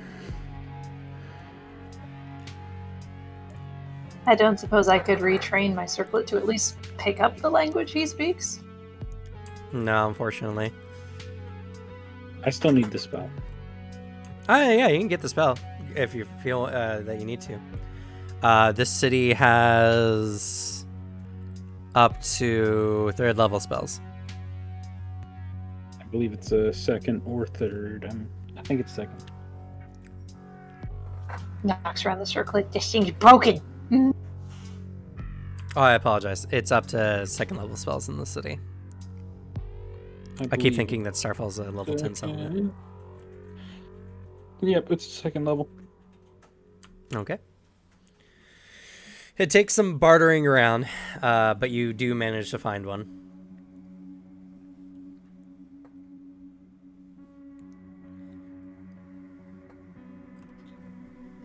Let's see. Might be going in a dungeon soon, so looking into potions might not be a bad idea. Yeah, I'll do the same well, thing. I guess elixirs of life technically here. Elixirs of Life would be the most potent potables you can find here, so.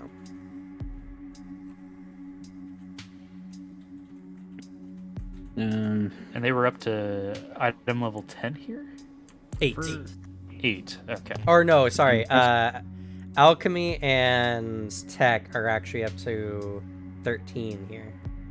By God, we can't even afford stuff up that high. Nope. The city has a very high level of science due to its proximity to the various starships that have fallen in the region. Neat.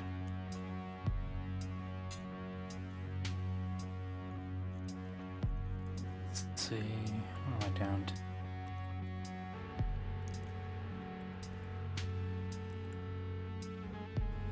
One lesser, one moderate.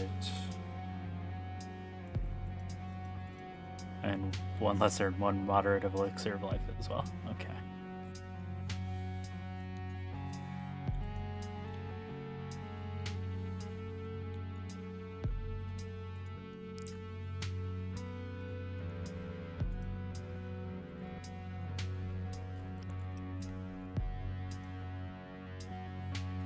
For the low price of 600 gold, we could get an elixir of life greater.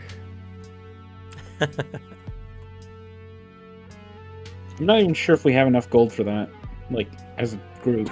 Combined, yeah.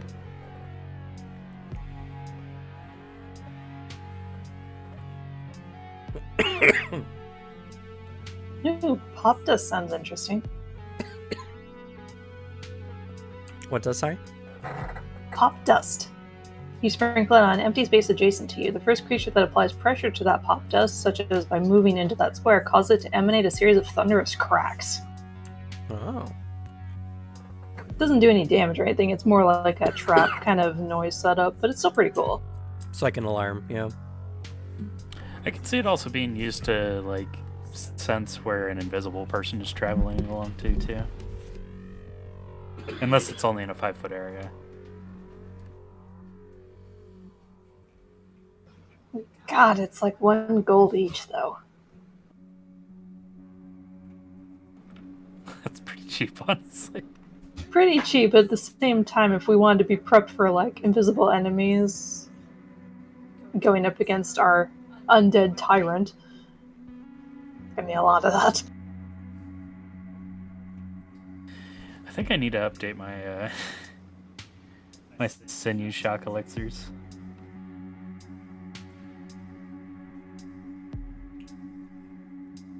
Or serums, I guess.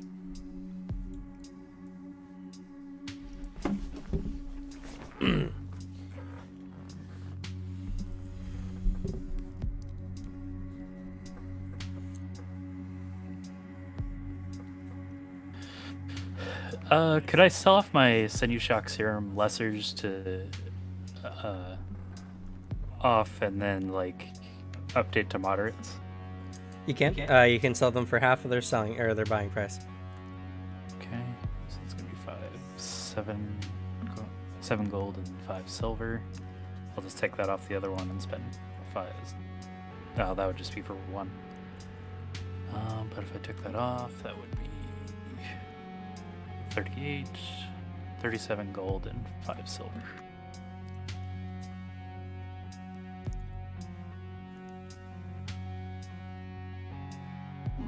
There's a chemical item titled the Blind Pepper Tube. You literally shoot a finely ground hot pepper through a blowgun tube to blind someone because you're shooting it in their eye directly. I want that.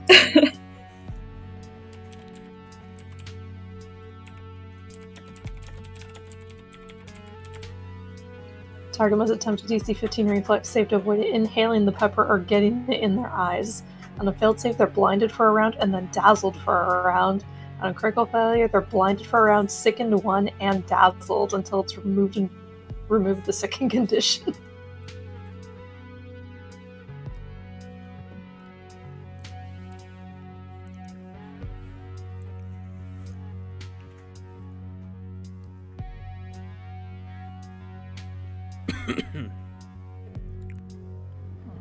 That's updated.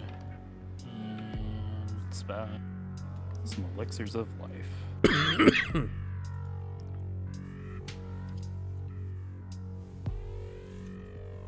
Let's see, what would be the best bang for my buck?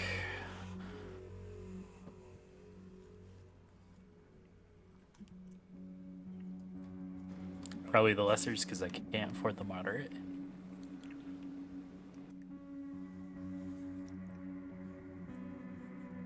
What are the odds of finding a rare item in the alchemical section for here?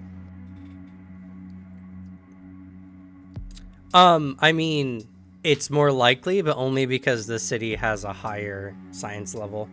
So, for instance, if you find if you want to look for a rare item, you'll need to make a search roll. Yeah, it's a downtime activity, so you have to spend 8 hours looking for it on any given day. And the DC for it is going to be its item or its level, or based on the item's level plus 5.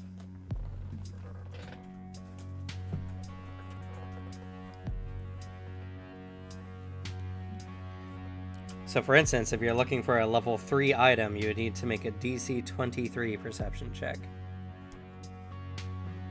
Okay. The one she's looking for is a level 1. If it's a level 1, then you just need to make a DC 20. Alrighty, she's going to do that then.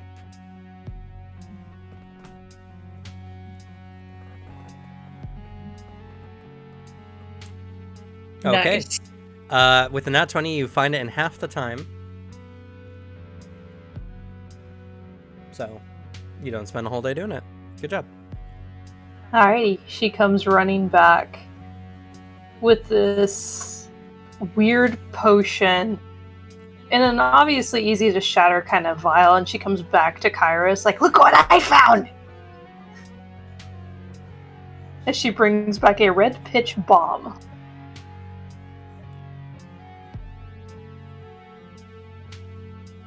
Those are pretty sick, actually.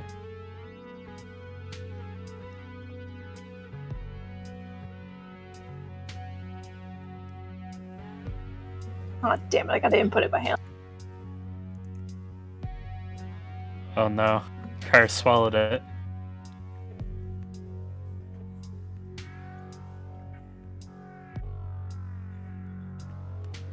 Mostly commenting on the gulp in the chat.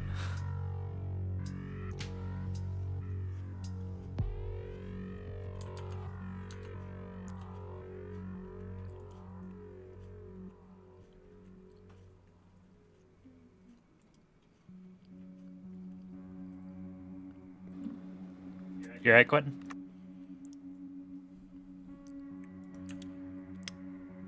He did type BRB. Yeah, he's still BRB in. Ah, fair.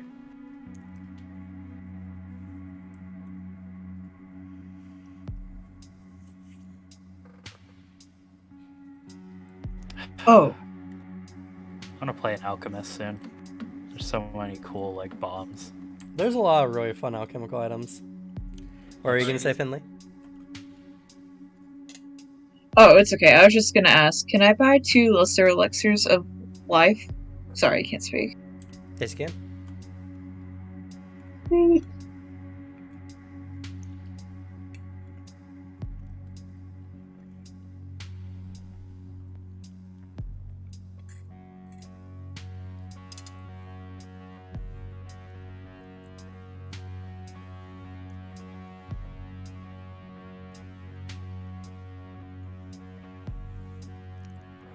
Oh, that's cool. They're kind of like acid flasks. Yeah, but with the option to make something clumsy on the critical hit. That's pretty good. That does reduce its AC.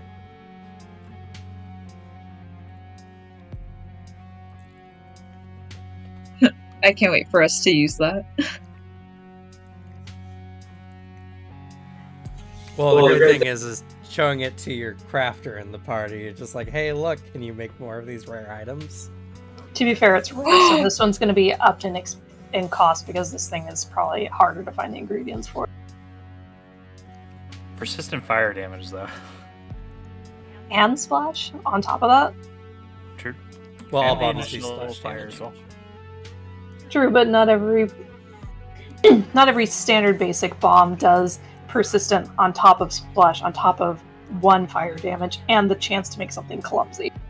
True. Yeah, I mean, what makes it really good is it's just persistent damage on hit, which mixed with acid flasks means someone's gonna hate their life. Oh, hey, I could buy a Bravo brew for Finley. No more of those pesky fear effects. Yes, finally. They're actually pretty cool. They add a +1 to your will save and then a +2 against fear.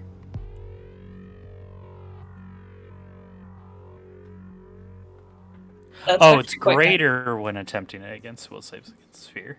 Oh, that's interesting.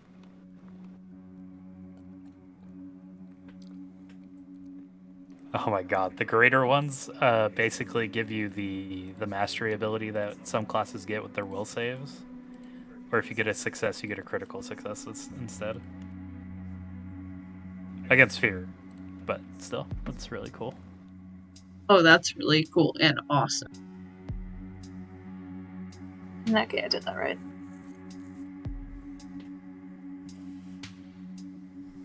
Yep, and if you want, you can even just bracket just numbers. You don't even have to put like a die roll in it, and it'll just make those numbers bolded. Okay.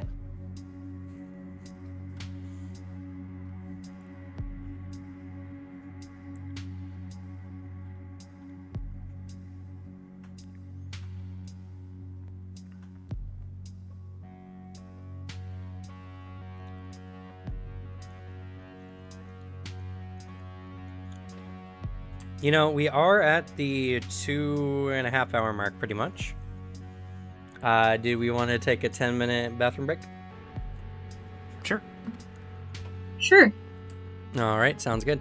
We'll be back at 6:45, 6:47, between 6:45 and 6:50. How about that? Pacific Standard Time, or 9:45, 9:50 Eastern. If you're enjoying this and you haven't done so already, please subscribe and/or follow to see more amazing content like this. We play Whispers in the Dark every Tuesday, 4 p.m. to 8 p.m. Pacific Standard Time, as well as other Pathfinder games on the channel. Also, you can go down to the description or below on Twitch, where you can join us at our Discord, talk with other people who love tabletop, including games like Warhammer 40k. Also, whenever I recruit for my Pathfinder games, I always recruit in my Discord first. So, if you want to join us, that will be your chance to do so. With that, we're going to be taking a quick 10-minute break.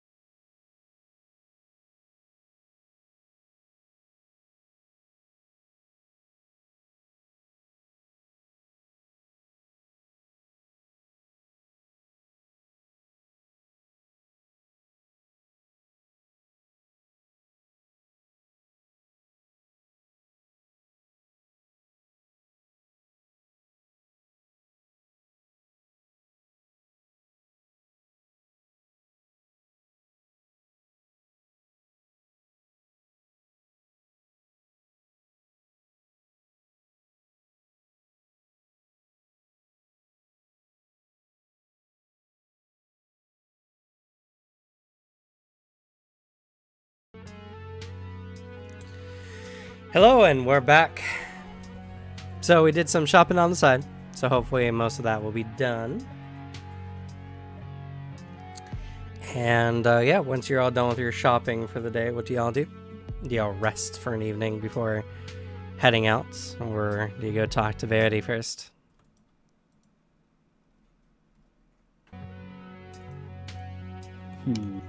Maybe we should rest.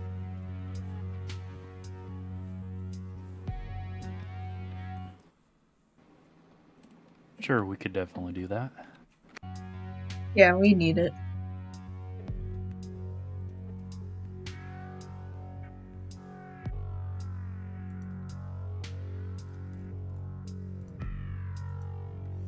Okay. Well, there are many establishments here, and depending on your preferences, you can stay in some, seedy-looking motel, or you can look for they have even luxurious sleeping places, as there are a wide number of merchants that often come through the city looking for a safe place to house themselves and their wares.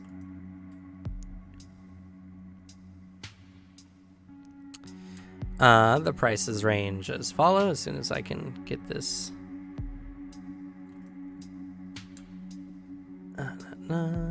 Lodging. If you all want private rooms, it's 8 silver pieces per day per room. Or if you want to be sure that no one's going to get into your stuff and to stay in relative comfort, it's 10 gold pieces per day per room. So what was that first one? 8 silver pieces per day.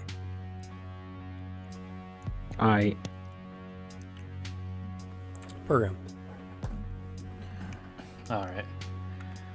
Brandon's gonna say give everybody a week of downtime, I would say. He's also gonna work that week, if feasible. Okay, what kind of job would you attempt to find? Athletics-based job. Okay.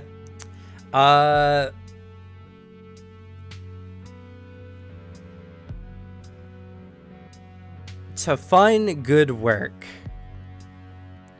you'll need to make a diplomacy roll for me, please. Sure thing.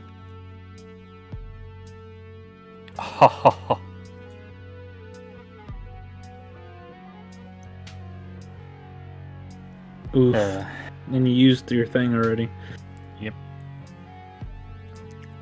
All right. You find a pretty good job. It's a little dangerous. You have to go out and assist with a mining group that is, going to a nearby mountain to mine resources. And they tell you if you find any sky metal, you're free to keep it. They're mostly looking for iron. Suspicious, but at the very least, they do promise an hourly pay. You go out and you work the week. And when they get back and you ask about their pay, they're like, "Oh, sorry. Something's gone up. You've been had and you make no money that week." So he kills them all. No. Unfortunately, you got scammed, and with no greater real like law system here other than what the Black Sovereign says, it's really hard to do much unless you attempt to threaten him for it, which you're capable of doing. That's a bold assumption.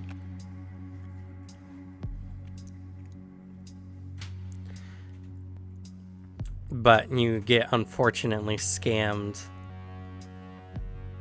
Yeah. Rough biz. It's okay. I was still able to afford the inn. Everyone else has a week of downtime if they like to spend that doing anything. You can retrain a skill or, what have you.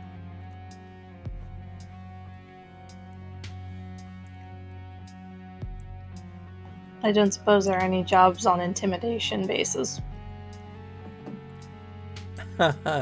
Is there? Actually, it's not work a good person would take, but you can find intimidation-based work. In a town like this? In fact, you could probably make good money.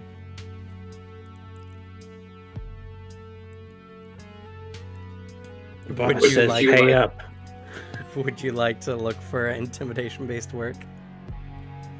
Could I use intimidation to see if I can learn more about the Black Sovereign? Yeah. It will probably net you some, negative impressions in the city, but you can do so.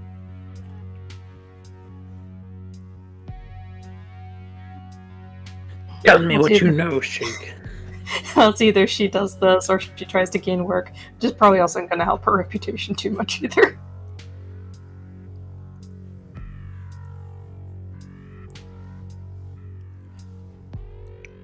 As you all look around, you realize that the only thing keeping people in relative check is that anyone who gets on Kivoth Cool's bad side ends up dead.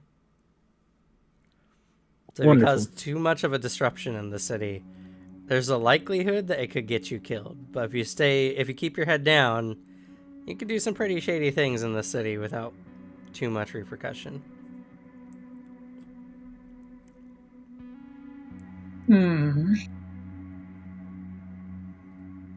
She'll use intimidation for work. Okay. Go ahead and roll diplomacy to first find a job.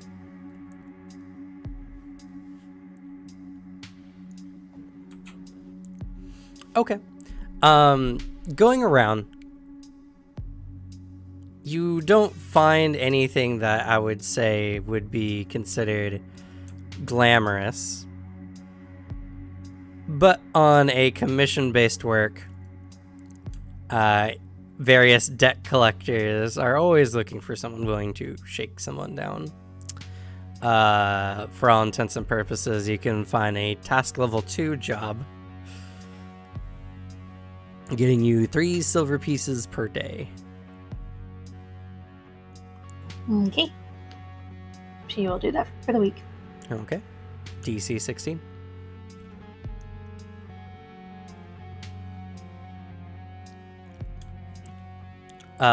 Crushed it.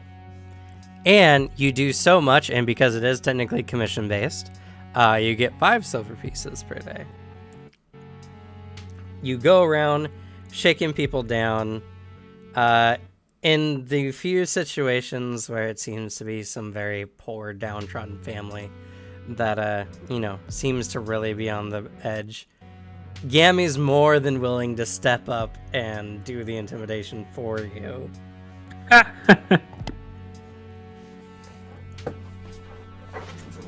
Slips a gold piece behind her as she leaves.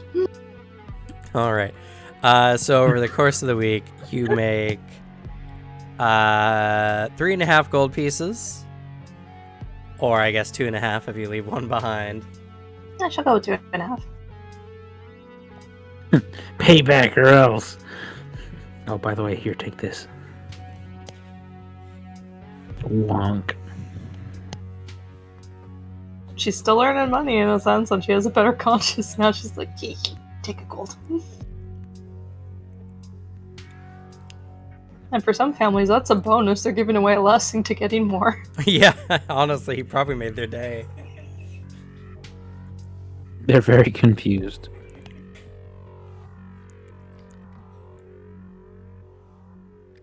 But, yeah. So, that's what you do for the week. Anyone else? Anyone else? I'm just looking at the drugs. You and a lot of other people in the city of Kairos.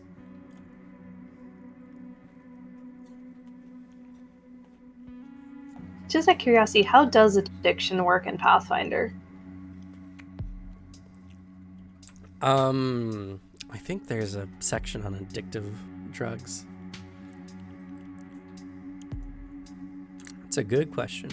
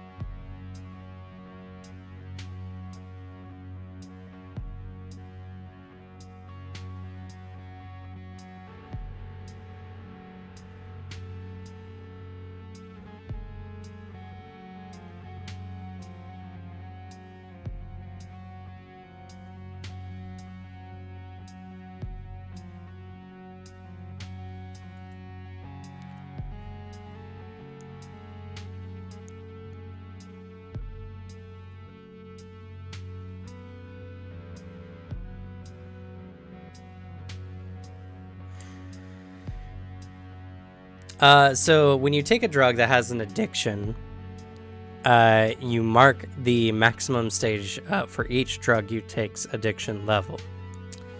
The maximum stage cannot be reduced even if you fully remove any traces of the drug. And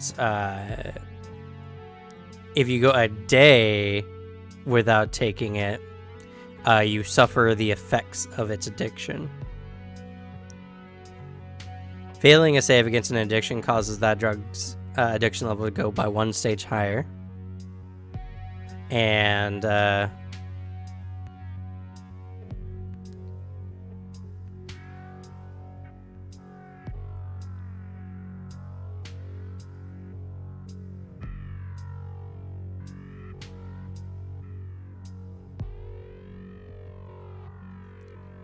removing the addiction takes a week plus treatment.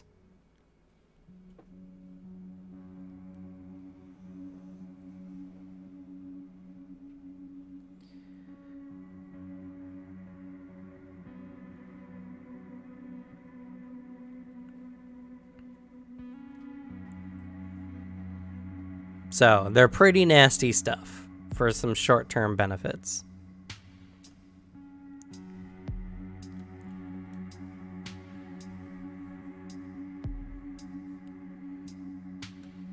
Like being fatigued for a week, and that's just stage 1. Or fatigued and sickened 1. Or fatigued and drained 1 and sickened 1. They get pretty nasty.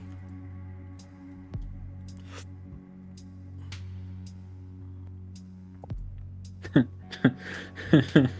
can get some cognitive mutagen. And every time you ask me some type of smart question, I just... Hold on, let me shoot up again.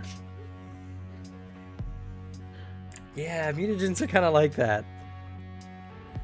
I mean, if you did that, Gamble Jips wouldn't mind. Her teacher pretty much did that. That is true. Yeah, he's probably on that, like, greater cognitive mutagen. Yeah, and his head got bigger too when he did it. It was weird.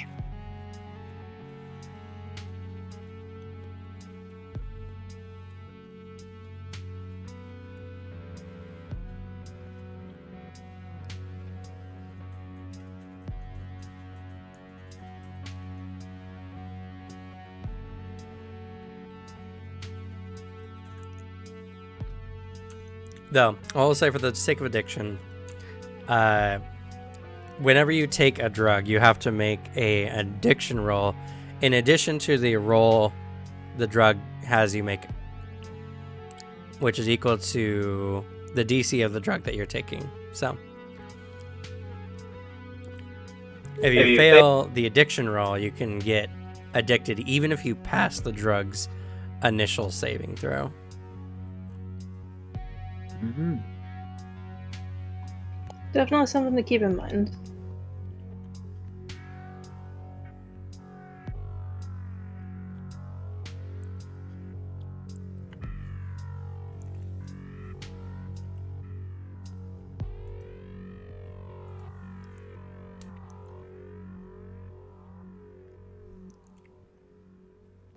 I'd say I'm good on shopping. Aside from that, because all I'm just adding now is just elixirs of life at this point to my page. Well, Finley, is there anything you want to do for that week? Yes. For 2 days, because I don't want to put myself too much at risk. I'll pickpocket people for 2 days, and then the rest of the days, I'll just relax and gather up supplies. Okay. All right. Not a problem. So go ahead and what's your current level? You're level 24, or sorry, level 8, right? Level 9. Oh, you're level 9. So you can attempt a high price pickpocket for those 2 days, which is a DC 26. Or you could go for something a little easier than that. You go for a heist. Find the underworld here. You realize it's all underworld here. Heist True. the underworld. I'll go for low risk, because I don't want to get murdered by that sovereign guy. Okay. There's a DC 24, a DC 23, a DC 22, a DC 20, DC 19, 18, 16, 15, or 14. DC 20, please. 20 or 22? Oh, let's go with 22. Why not? Or did you say 23? I'm sorry. Oh, 22. Okay, 22. Okay. All right, and what's your sleight of hand?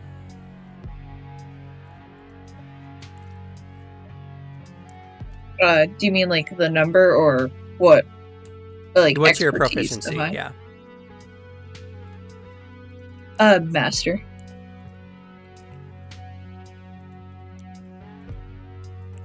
All right, Master DC 22. All right, go ahead, make a roll.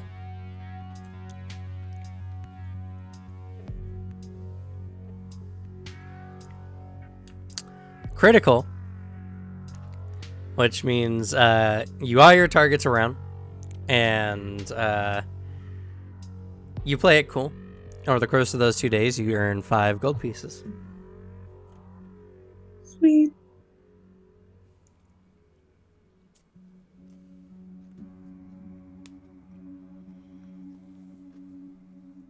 All right. Karis, you doing anything for that week? I get a moderate. She does elixir. It's 25 gold. Okay. Item level 5. I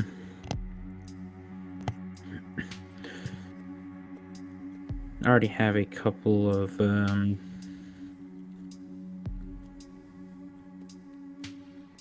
lesser elixirs of life. Can I get a spell scroll? Up to item level 2 or spell level 2.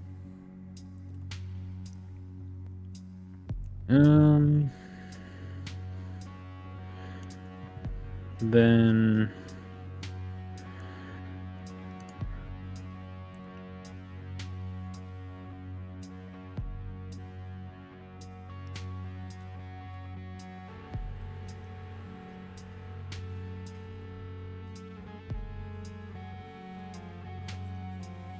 I was also going to take the time to learn a couple of the spell scrolls I have already.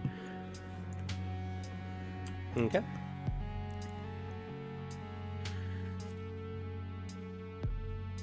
Do you have the table for it, or should I look it up for you? Yeah, I can open it.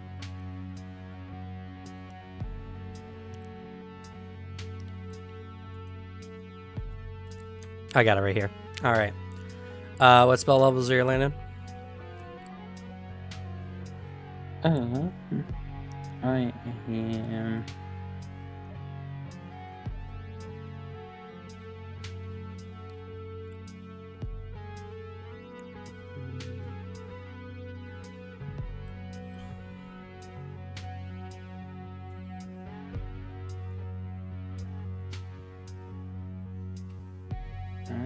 Okay.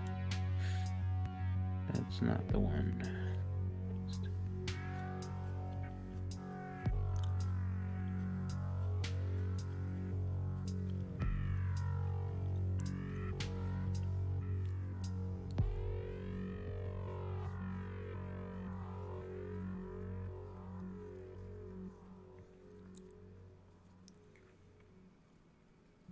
Um.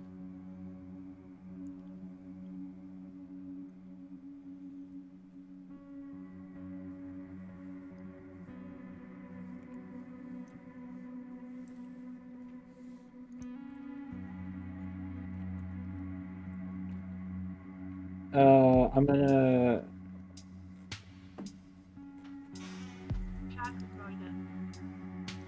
I'm gonna learn Schadenfreude. The level 1. Is that on the arcane spell list? I think so. Yes, it is. I have it open. Wait, no, this is a different spell. Let me go forward. It is. Now I have it open. It's Arcane, Divine, and Occult.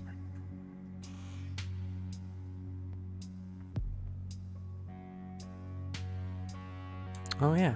Man, what a weird spell to be an occult spell or arcane spell. All right, cool.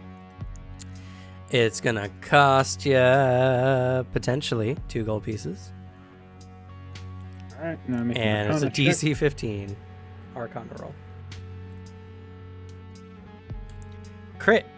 You spend a gold piece and you learn it. All right, cool. That was not too painful.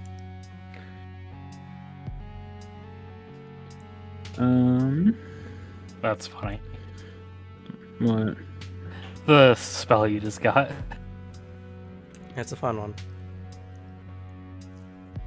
Oh, well, I one. critically failed you. Fuck you. Yep. I think it's really fun. I do too. It's a great level 1 spell, honestly. I'm gonna also learn Pocket Library. Only requires verbal too. Pocket Library, also level 1 spell. All right, DC 15. Yeah, there's some new spells that came out, so They're good ones. I bought the scrolls.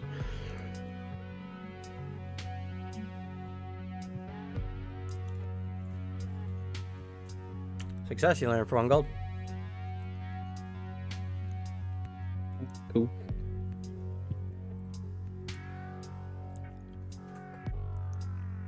I'm gonna learn Slaw Skin.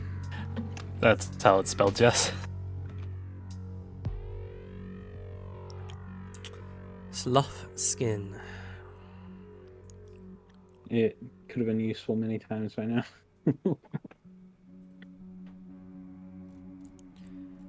It's a level It would have been useful for Peak. 2. Level 2. All right. It's 6 gold pieces, DC 18.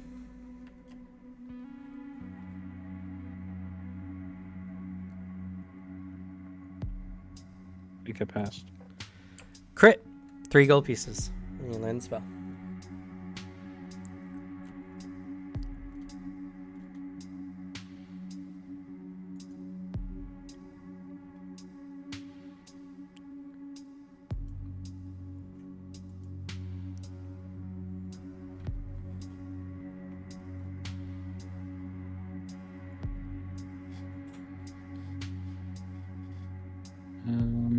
Then I'll go ahead and add Fleet Step to actually a spell that I know, not just spell scrolls I hold.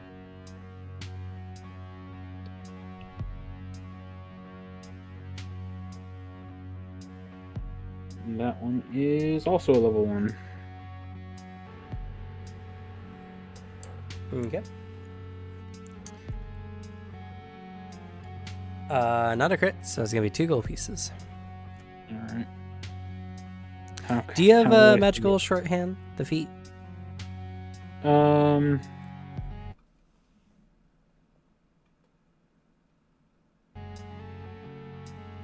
have Spellbook Prodigy. Oh, okay. I'm learning this shit in like half a day. Yeah, no, this is you're blowing through this real fast. One you might want to consider is magical shorthand. It's really good. You use it like the earn an income thing, and Mhm. essentially it takes you longer, but you can reduce its costs by essentially what your income level would be. I see.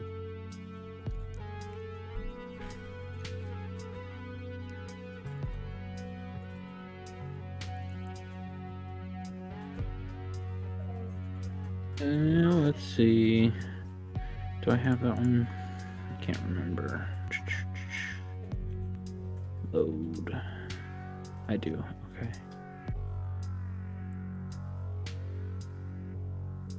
The pains of a wizard having to learn so many spells. Yeah, my bad, guys. I know this is thrilling. It's all good. Everything Don't you worry do is about only it. beneficial. Let me go ahead and learn Tether. Okay. Level 1 spell. DC 15. That way, when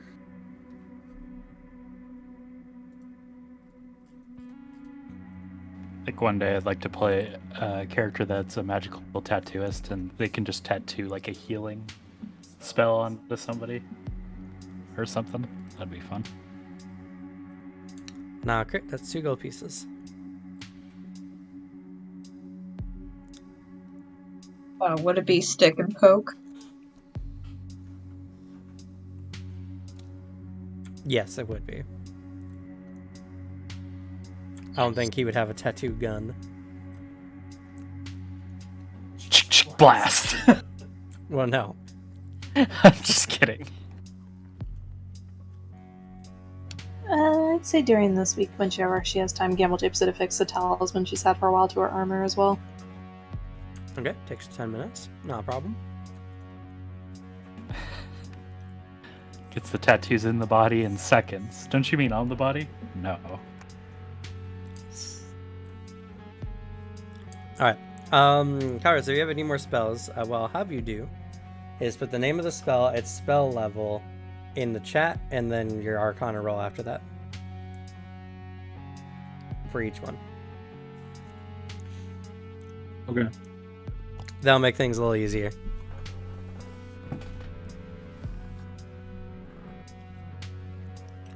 Or sorry, make sure you put the spell first before the roll. I hit enter, but I did it so fast it didn't actually go No through before I worries. clicked. It's all good. And then you have access to the Learn a Spell table, I'm sure, right? Or do you want me to send you a link to Yeah. that? I have it open. Okay. So, I'll trust you to tend to that.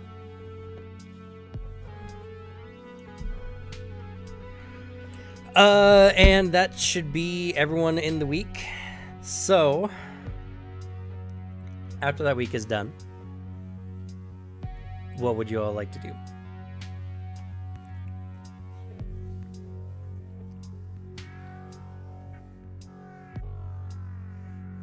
I guess we should do some research on what runs are nearby, huh? Or were we already aware of some? We're ahead of Well, you're sure Verity knows of several ruins, and so it's probably best to ask her which one you're going to. After that, you can definitely get some more information on it. But she seems to know a variety of ruins in the area, so. I should state this.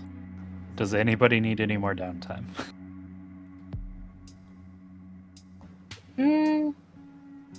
No, I'm good, because if I've already found a rare item, I can go back to the seller, correct, for a chance for them to have it? Or do I have to purchase more in that day if I want to get more of these bombs? If you want to get more of a specific rare item, unfortunately you gotta make a check any day, and they typically only have limited supplies. But I mean, in theory, I could make it. Yeah, Sure. you could have Karis break it down and learn the formula. Yeah, it doesn't have to be right away, though. It was just something fun that she's not going to be able to find anywhere else.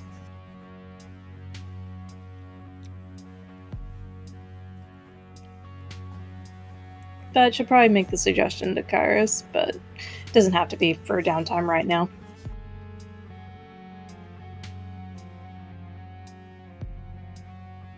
All right. Well, Karis is learning all these spells in the day, so he's still gonna have plenty of time afterwards.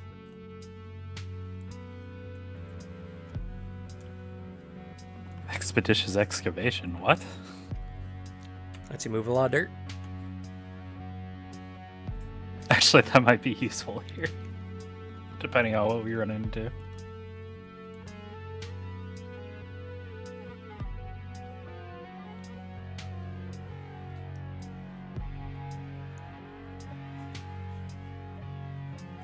Can we find some intel on that Black Sovereign guy? Or Yeah, you can spend time learning information on the Black Sovereign, if you so choose.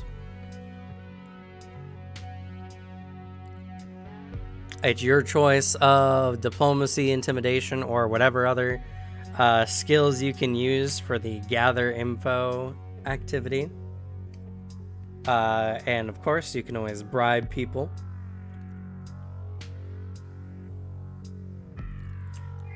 I'm not that right. Fair enough.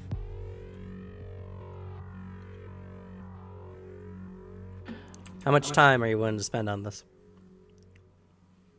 You spent 2 days before. You have 5 days in the week that you were given prior. I'll spend all 5. Why not? Okay.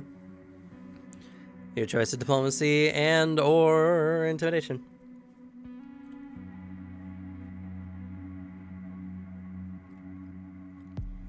They're both the same. I'll use diplomacy. Okay. Right.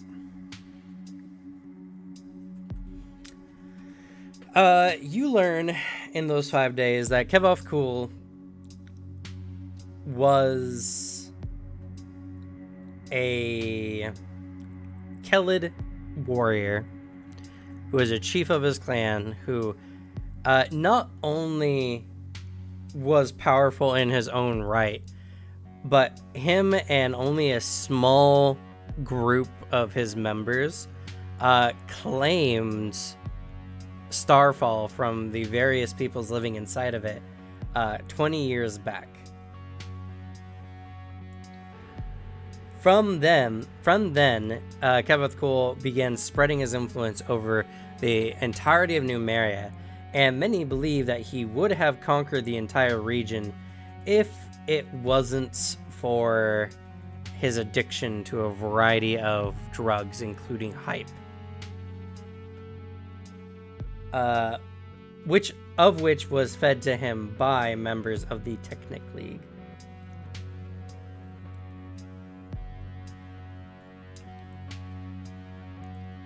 During his addiction, he was mostly out of his mind and easily manipulated. Swaying between drug-fueled rages of killing multiple people to lengthy periods of depression to constant debauched parties. Since his recovery, not many know what Kevoth Cool is like now, as his personality has been irrevocably changed due to his addictions. He seems to, at least in the current day, be much more reserved and inward, and he has very little in the ways of trust. Even those closest to him struggle to gain his trust on even the smallest of matters.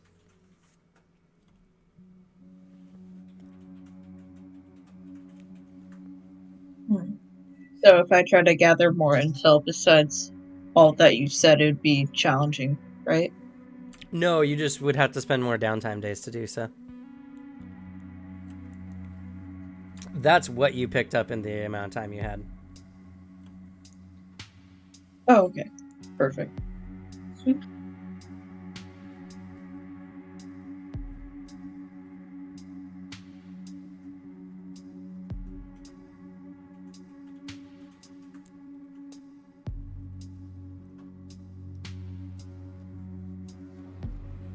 Hey Cam, I'm having trouble finding like mining equipment or whatever. Would I just buy a pickaxe?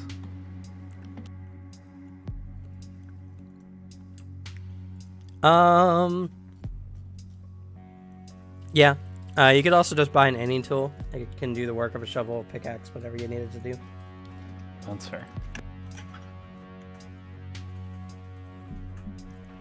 Gamble Japes also has an everyday need pack, so if it's under a gold, she could pull it out of her bag as well.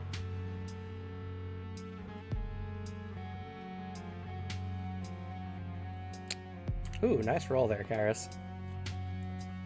Ah, the Traveler's Any Tools, 200 gold pieces. Probably not that.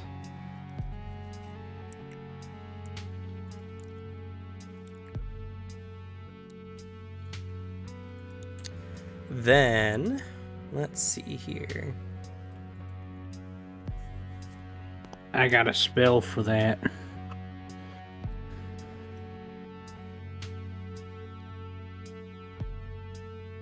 Your Yeah, average on Arcana is fantastic, by the way. He is a master. You want to buy some spell scrolls? The level 1, it's a temporary tool. It'll make you one tool you want.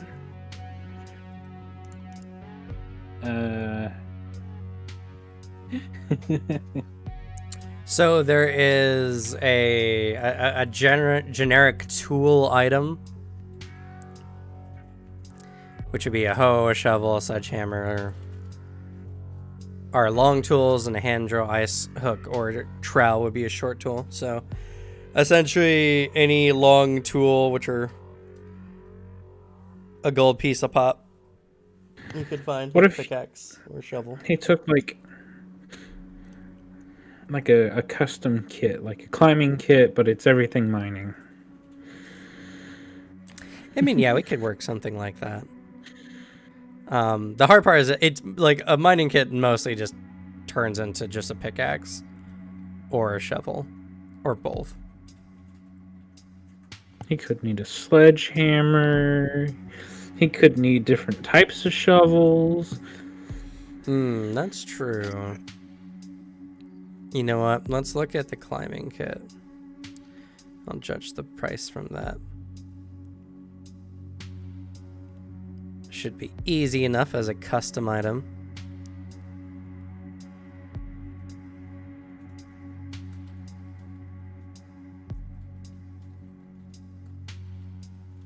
Let me tell you all about digging.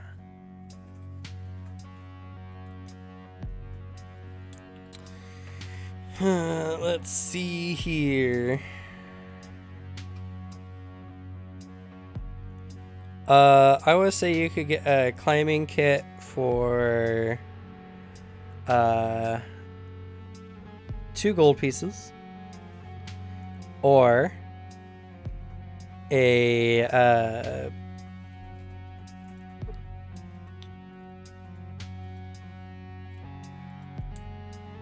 what's it called? They have different names for each of the kits. That's silly. or a professional digging kit for 20 gold pieces. The professional kit will give you a +1 on all athletic checks based on digging or mining.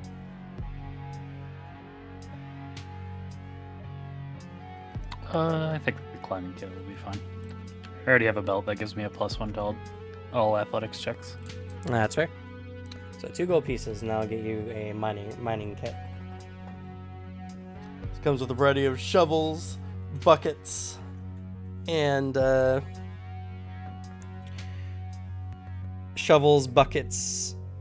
pickaxes, hammers, and it has a total bulk of 2.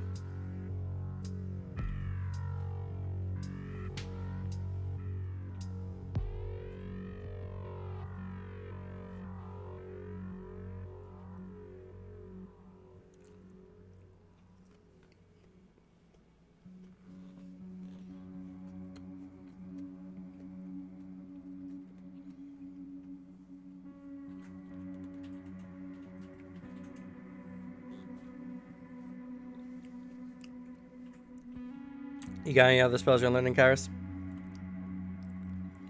Oh, that level 4 one was probably very expensive. Less so not that with the expensive. 38. Yeah. That was 18 gold pieces. But still.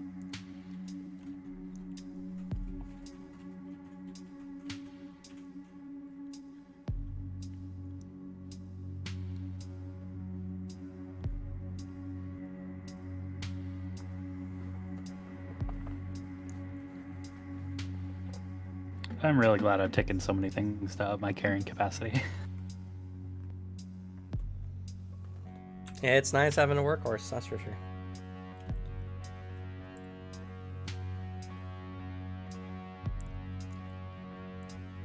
Well, anything else?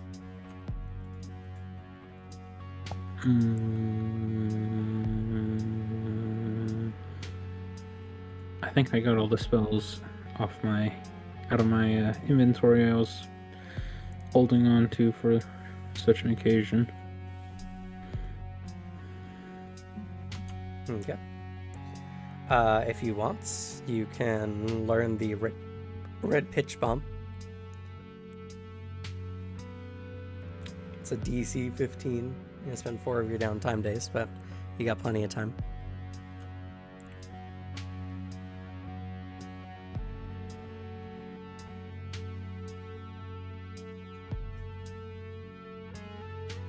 What's the DC? 15. It's a level 1 item. Oh. Easy. If Gamble Japes is willing to, I'm sure you are, but just to verify, to give up your potion. She is. Well.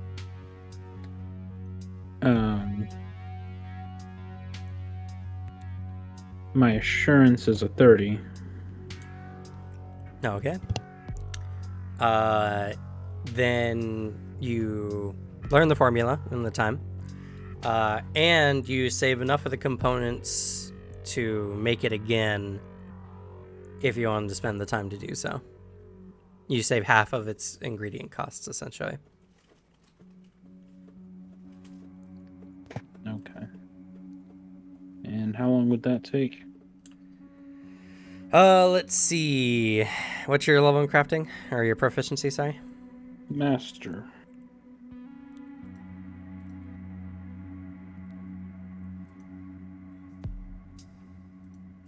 And how much was the potion, Gamble Japes?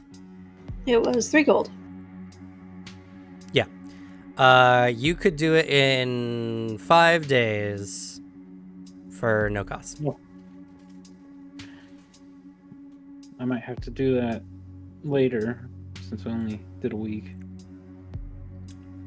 I used probably, I don't know, 1.5, maybe 2 on my spells.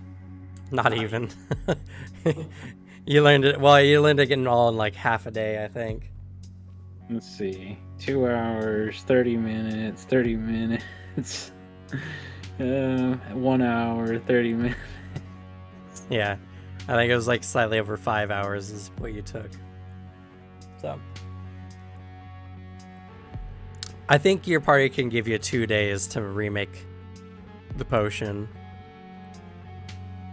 True. What's that? Prayden says there's absolutely no exceptions to the deadline given. Blink. 1 day. Guys can have as much time as you want, please. I mean, take and it if you need it. if you're Prayden's word is law. And if in those 2 extra days, you wanted to foot the cost for, let's see, they're 3 each, so that would be 4.5 more gold. You can make 4 potions instead of just 1. No, it might break my bank. Gamble Japes can't supply gold. Joking. And that's the only thing I can make. With the amount of time. Oh, you could make other potions, 3 other potions in that time. 3 other type? Yeah, they can be in different. I think they can be in different amounts. Let me double check alchemy real quick. Alchemy. How does that work?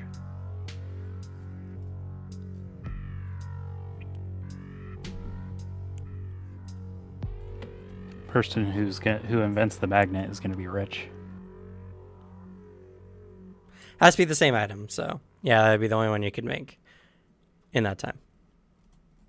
Alright. Well, since it's 4 gamble japes, I guess I can do it. So, Okay. I'll spend 4 gold, make a few more. 4.5. There's 5 more silver. I will take off the silver. Alrighty.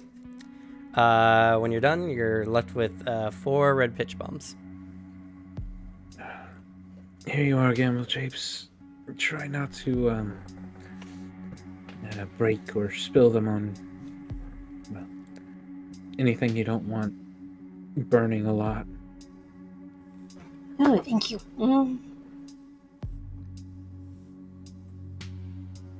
It's quite persistent.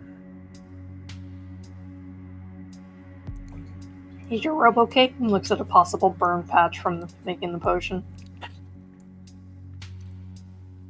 Oh yeah, no, I'm fine.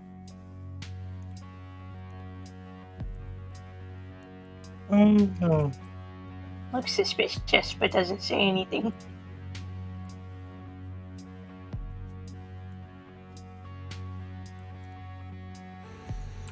Okay. Anything else before you all go talk to Verity? Just some hardcore drugs as well. That's a story in and of itself.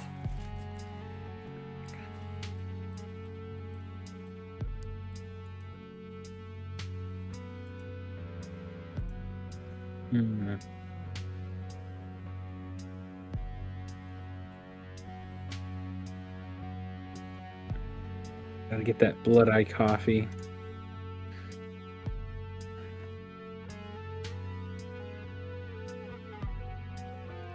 Just reminded of Red Eye from Cowboy Bebop. There's a lot of aspects of that kind of stuff, yeah. Oh, right. Come on. Yeah, I'm getting all the stuff I need to do.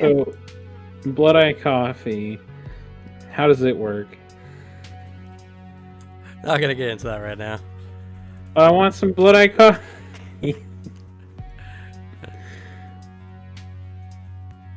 We got 20 minutes, and I want you guys to at least decide where you're going next, please.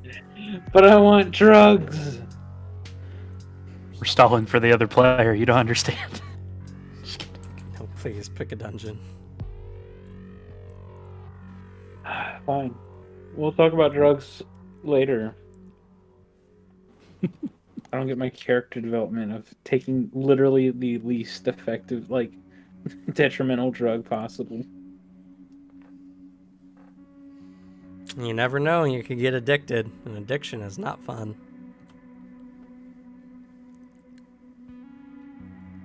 Blood Eye is pretty benign as far as things go.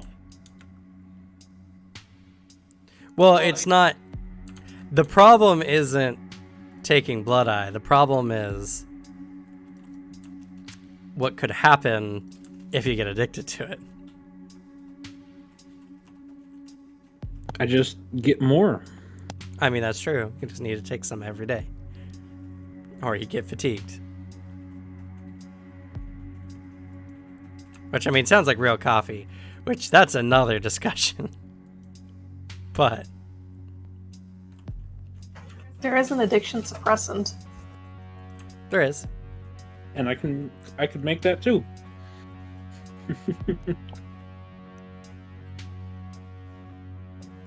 Just in a game session where we just have an intervention, Kairos, we need to talk. It helps me focus. When was the last time you slept? That's the beauty of it.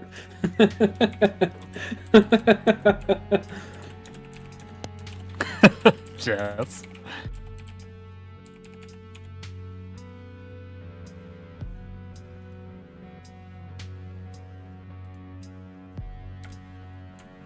Anywho, so do y'all go, or do we want to stop here? No, we go to Verity. Yeah. Yes, Gamble Japes is voting for that. Gotta hear options. Okay. As you approach, or as you get to the Androphan Conclave,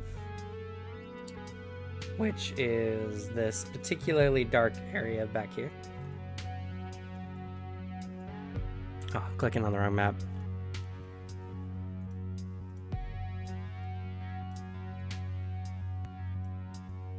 Oh, good. I thought you were gonna click on that black crater. No. You can see that much of it is the same. It's downtrodden. The androids are doing their best to keep up life. It doesn't take too much time before you find Verity, who says, "Oh, good. I was starting to think that you all decided not to go into the dungeons."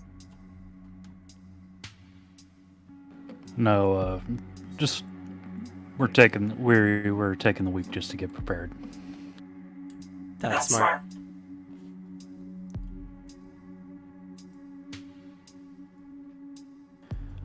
If I understand correct, or remember correctly, you said you had some ideas of some of the dungeons that might be around. Yes. Let me bring you to a map. It'll make it easier.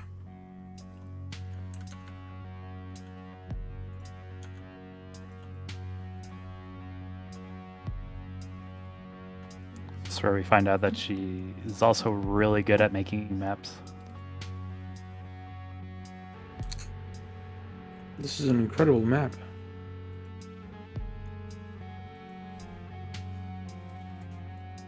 One second. I almost out of habit went to the Sakar Scar.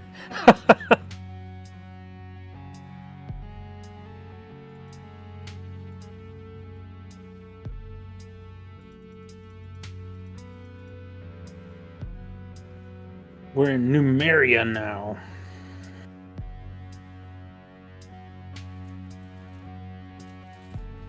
Worst part is the Sakar Scar wasn't even the last place we were in. We skipped through Mendev a little bit.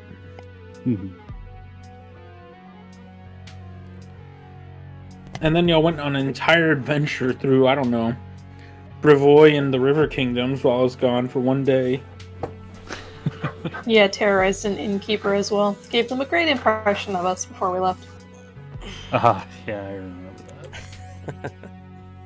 that. Anyway, as you all kind of come into an area, you come into a nice looking establishment. Nice for the androids, anyway. It kind of has that vibe of like a clinic, and you can see that there's even like a chair for one to like sit back in, and a variety of strange tools nearby. In there you see an android man, clean cut hair, wearing a very nice white outfit, like lab coat looking outfit, seemingly to be washing a pair of gloves that has some strange bluish liquid on them.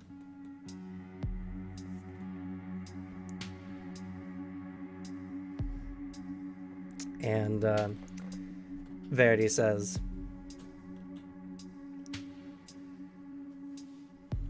"This is the doctor who takes care of the androids around here."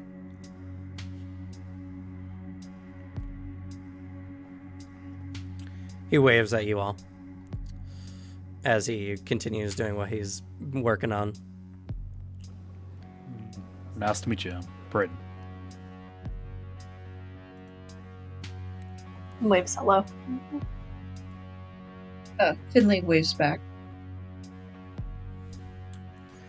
Hello. Oh. Hello. There you go.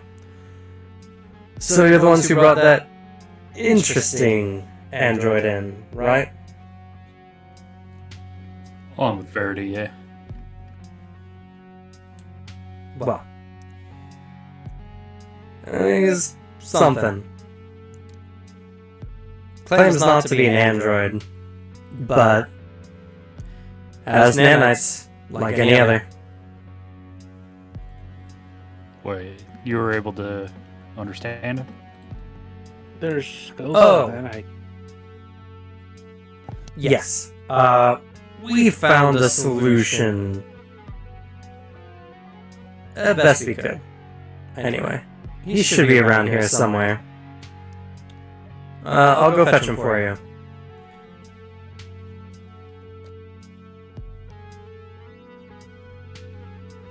Sorry, what'd you say, Karis? Oh, I mean, it fits fine.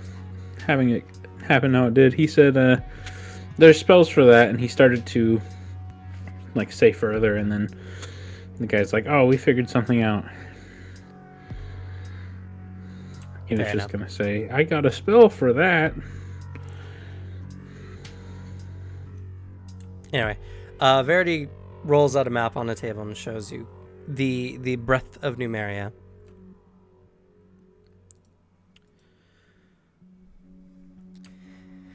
So, it all depends on what you are looking for. I do know of a variety of sites that you might find something, but they're pretty tapped out. There's also some older ruins where some of the other tribes had taken the materia. If star metal is what you're looking for, there's some ancient ruins. She motions over here.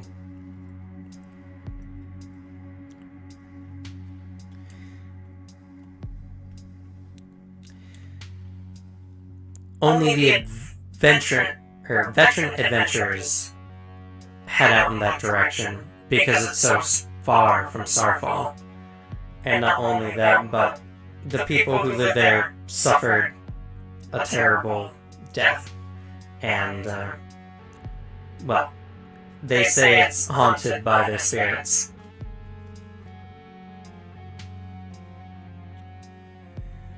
Or, now, only because I've seen what you're all capable of, I'm gonna offer this one. They say that there's another crash site. She motions on the map up in this corner.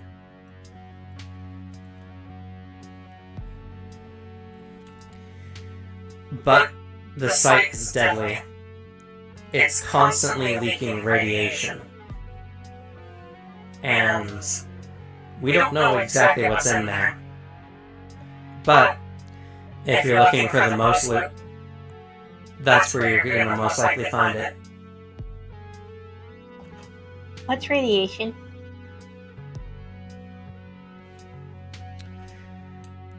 Before the Verity can answer, the doctor comes in with Dagon in tow. Dagon's wearing some kind of weird collar device that has round speakers kind of attached to near the jugular.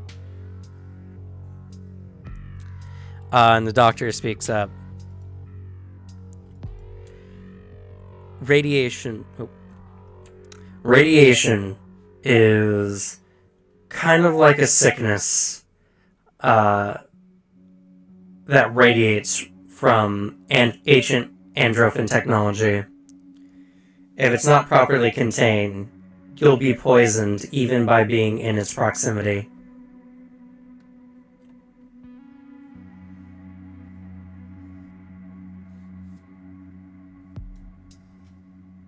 Dayon comes up and he's like, "Hello, welcome, thank you for everything you did for me up until this point. My goodness. It's so nice being able to understand everyone now." And you can understand me, right? Yeah, we can understand you. It's good to properly meet, I suppose. Yes, big armor man. And he gives Gamble Japes a thumbs up. Looks confused.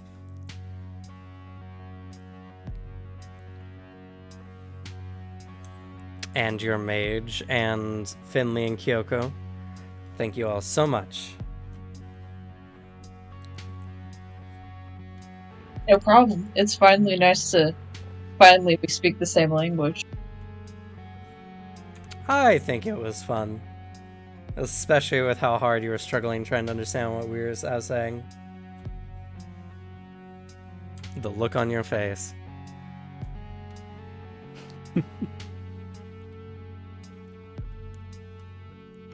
They said, you're not actually an android, I guess? Nope. I don't even come from this planet, I think.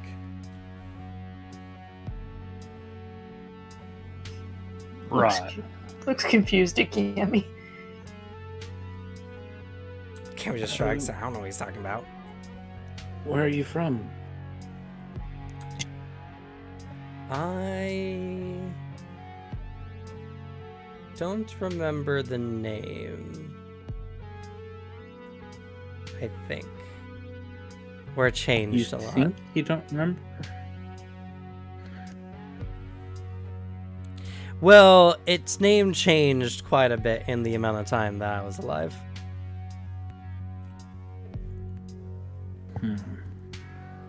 So, pretty old then? Relatively speaking. I couldn't tell you a number, though.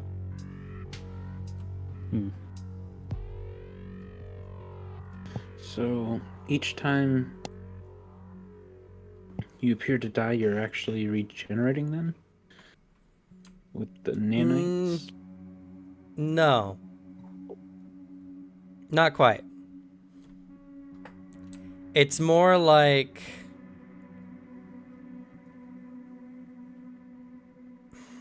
I don't know how to put it.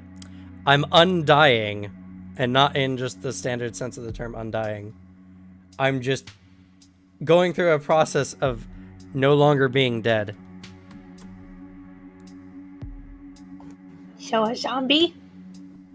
No, it's, I'm not a zombie. I'm not undying. I just, it's really hard to explain. You're undying as in you can't die, but you're not undead. Or not truly die, anyway. I would say... No, I can die. I just undo it. No, I got it. It's less akin to a zombie and more akin to a ghost. Do you have any like unfinished business that keeps you returning? Man, I didn't think you were the funny one. No, I just... It's not any process. It just happens. There's just a point where I'm dead and a point where I'm no longer dead. My head hurts. Mine too, little person. Mine too. I'm not a little person. Name's Campbell Jakes. I'm sorry, that must be a language thing. I'm not quite sure what constitutes a person anymore. But hi, Gamble Japes. Gives you a thumbs up. Shakes her head, looks back at the map. I'm a Brighton Nines. Extends a hand. Nice to meet you. Shakes your hand. I'm Dagon Malik.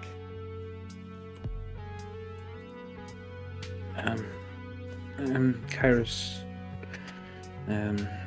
Apologies for not being able to communicate properly before. It's okay. I mean, I couldn't really communicate either, so it's not a problem. You're really good at magic. I appreciate the compliment. You seem to have some type of advanced capabilities yourself. Maybe? I don't know. I'm struggling with it somewhat. Magic works very differently here. And looks at his hands. I remember seeing you perform spells of at least a moderate level. The creation spell, I believe? Yeah, I'm very good at creation magic, actually. It's one of my specialties. But, I don't know. It's harder to constitute here. Takes longer to get things together, and I'm still struggling to do it more impulsively. Huh. So the place you're from has, what, more magic in, I guess, your surrounding...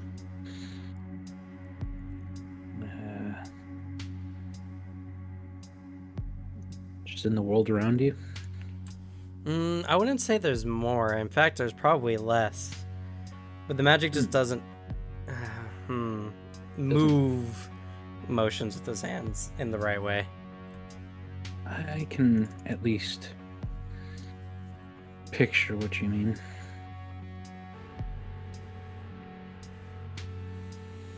I would say, if I was to put it in a sense of like a liquid, right?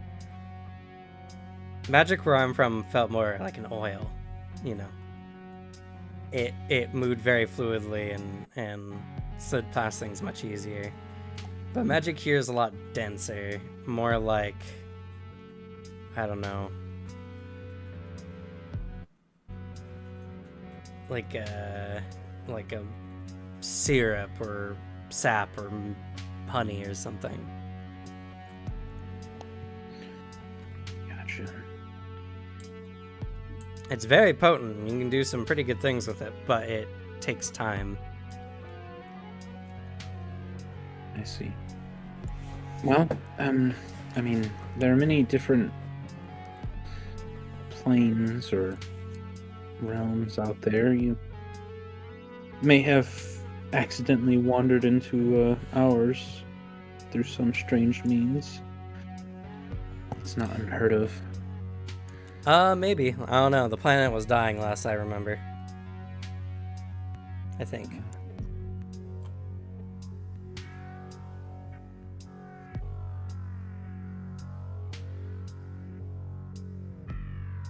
It's all kind of fuzzy. Anyway, I didn't mean to interrupt, but I just wanted to thank you all. Yeah. Happy to help. Glad you're not getting killed repeatedly anymore. Me too. It sucked. A lot. I can imagine. Don't. Save yourself the pain.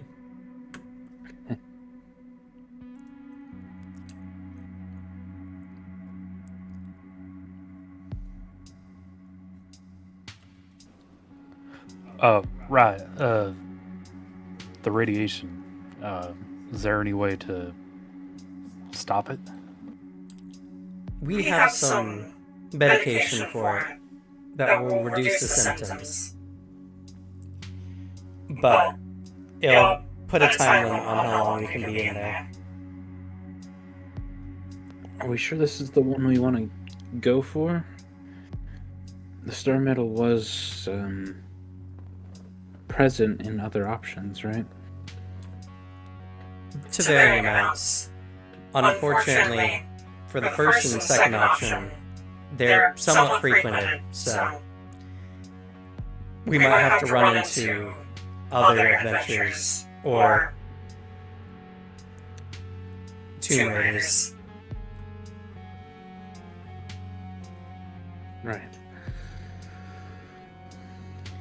So out of character, I'll tell you about these options in a more mechanical sense.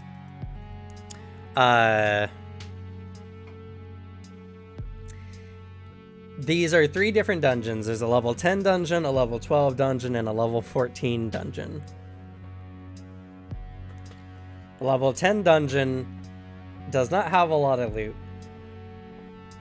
but it's relatively safer than the others. The biggest problem you're going to have to deal with is a higher likelihood of running into traps and possible conflicts with other groups with an interest in the area. I mean, Starfall is based on the gathering and collection of star metal, so the tombs, the Kellid tombs, is a level 12 dungeon. It has a variety of protections, a lot more traps, and you also have to deal with spirits and phantoms, which can be a difficult enemy type. Probably not for this group, but you know. It's just harder in a lot of ways. It's going to be like a true full-blown dungeon. Traps, monsters, all kinds of stuff. And then there is the other crash site, which you guys will be limited to an 8-hour span of time in the dungeon. It is far less intruded upon, so any of the dangerous types of creatures that might exist in that kind of setting are much more likely to occur. Granted, this is also the one that has the highest chance of getting rare materials and items from. But like I said, it's also a level 14 dungeon.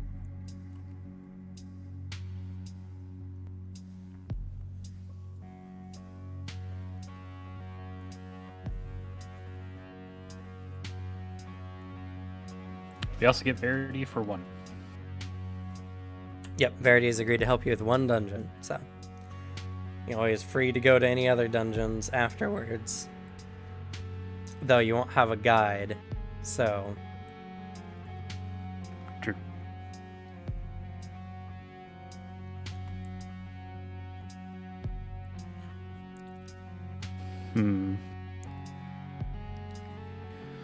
There's an urge to pick the hardest dungeon just because part of our whole mission was to like seek challenges to grow stronger.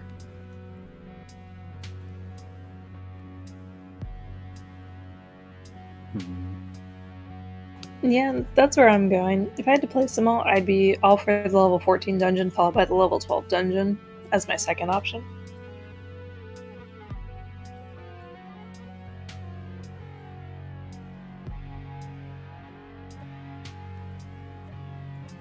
I'd probably say the same. Maybe the level 10 dungeon after one of those two. I'm picking between the level 12 and 14.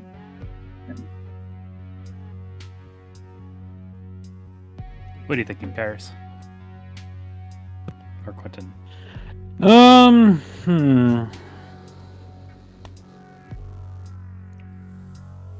I don't know. Cameron was being super ominous about murdering us. Maybe we should go for that 12 and not get murdered. Then again, sweet, sweet loot.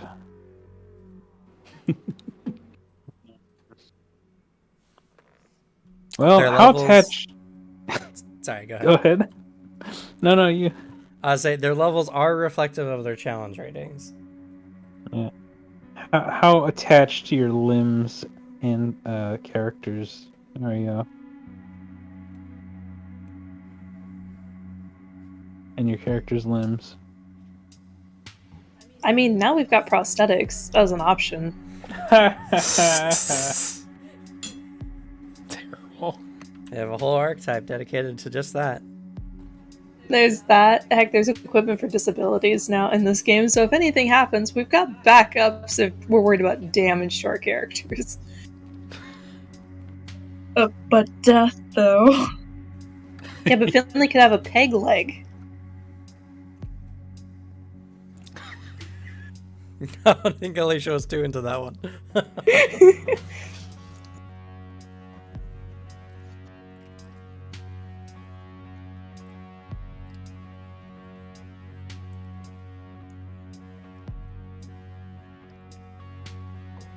I personally am attached to my character in and of itself, but I'm not opposed to risk of them losing a limb or something like that during a heavy, intense dungeon. It's a high risk, high rewards dungeon, so it doesn't really bother me. And given the fact that a good portion of us are tanks, and if not tanks, can do a hell of a amount of damage to back off behind the tanks, and then we've got Kairos, who is great at damage spells. Our biggest opponent is going to be any traps we find in there.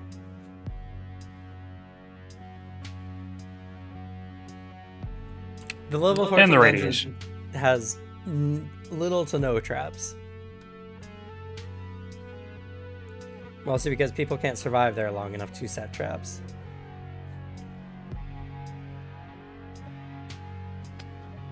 But since we did have 2 players who are kind of timid about the option of the level 14 dungeon, I think the 12 one would probably be the better one to go. We can go 14, but we just have to be careful.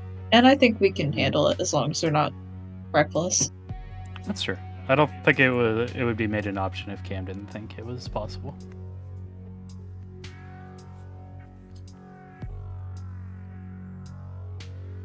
Let's just not kill our characters. It's just going to be really hard, is all. All right. How many votes for level 14 do we have? I'll vote for level 14. I will as well. I'll go for it. Why not? All right. 3 votes is the majority.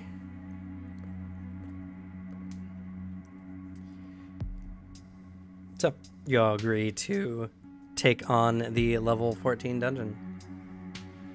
The other, in quotations, crash site.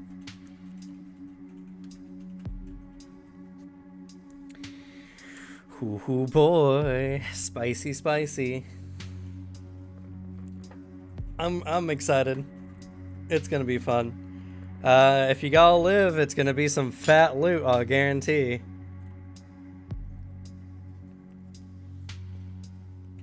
Fair.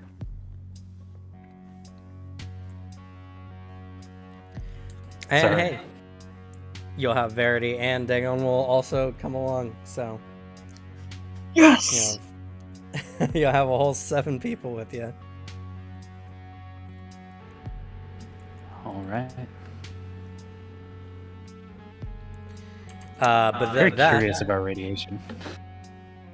it is a thing in the game. Mm-hmm. It's going to be interesting. We're not going to delve too much into it, though, unless you guys either need to take extra time beyond the 8-hour limit or something terrible happens. That's fair. But with that, we're going to go ahead and end the session for this week. Let's go ahead and do some XP, shall we?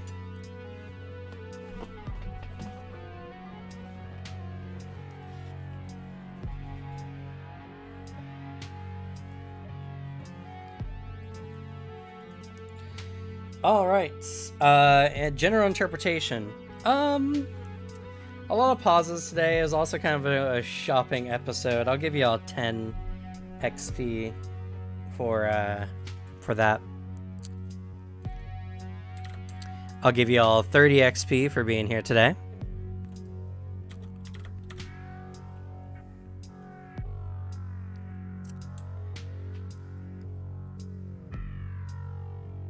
The difficult actions, no real difficult actions or good ideas really this time around. Again, it was just kind of a big shopping episode slash we had like 1.5 combat encounters.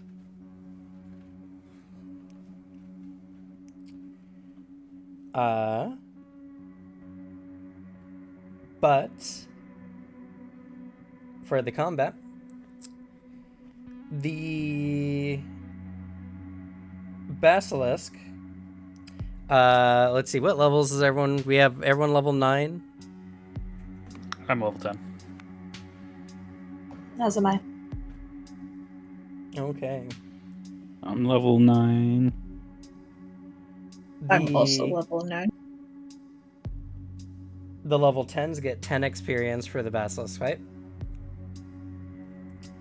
And the level 9s get 15 XP. But it's not a hard encounter. You guys could have dumpstered it if you really tried. I've been cursed with a 5.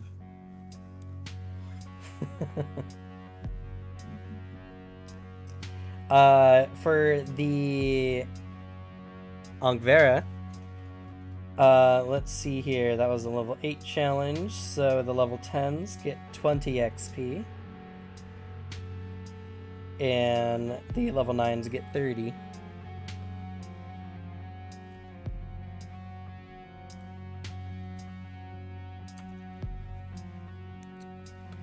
Most damage dealt goes to Kairos. You did like 90 damage with one spell.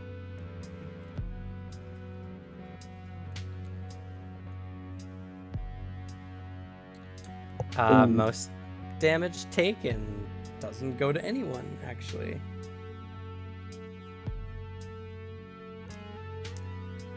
The Utility Award.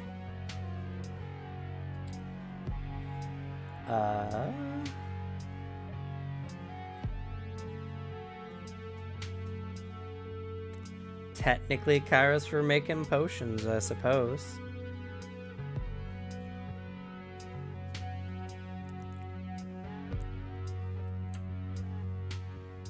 The Face Award. Technically goes to Finley. Only because Praden botched. Yeah, You would have literally rolled higher than everyone else if you rolled a 2. I know. It hurts. It's so sad.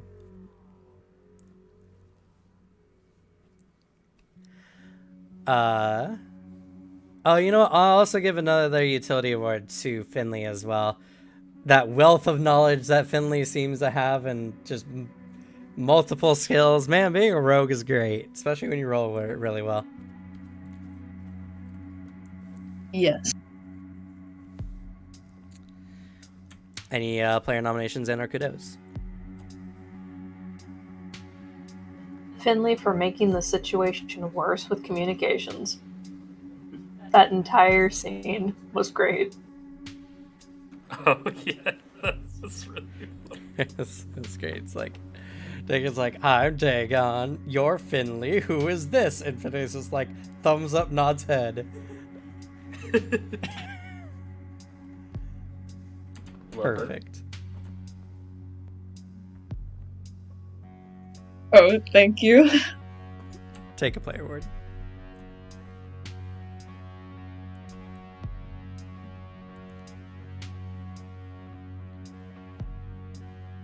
Oh, Kraden's joke about Dagon being a ghost was really good. That's fair. It did make a lot of people laugh. Take a player word, Creighton.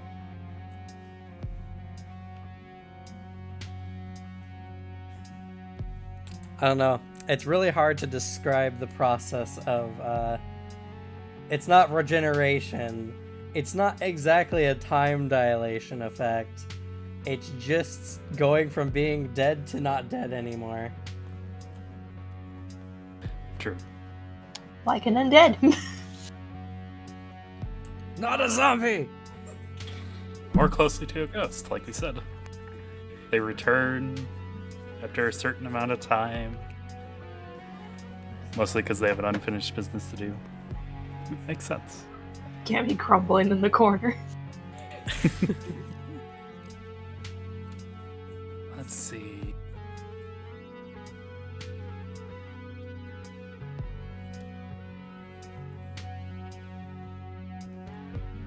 You know what? I like to give one to Kairos. I enjoyed our magic discussion, even though it was very base.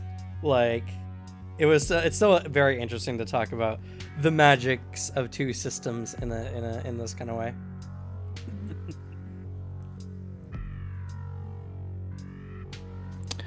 So another one to Kairos, just the preparation that you do is insane. Like going through your spells because you knew what we were going for or getting into. You started like just spending a load of money, but getting like very prepped for the coming sessions. I do appreciate your prep that you do, and it has paid massive dividends over the campaign. It wasn't enough to save those people. Oof. It was a tough call. It was either try your best to save them and risk them doing that attack again, or killing them outright.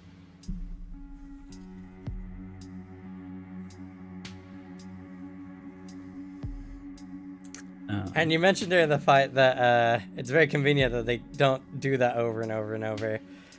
They can only do it once per hour.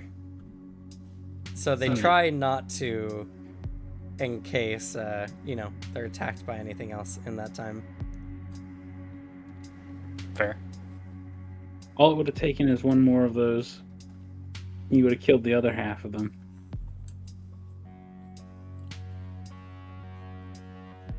It's true. But we killed all of them before they even got another turn after that.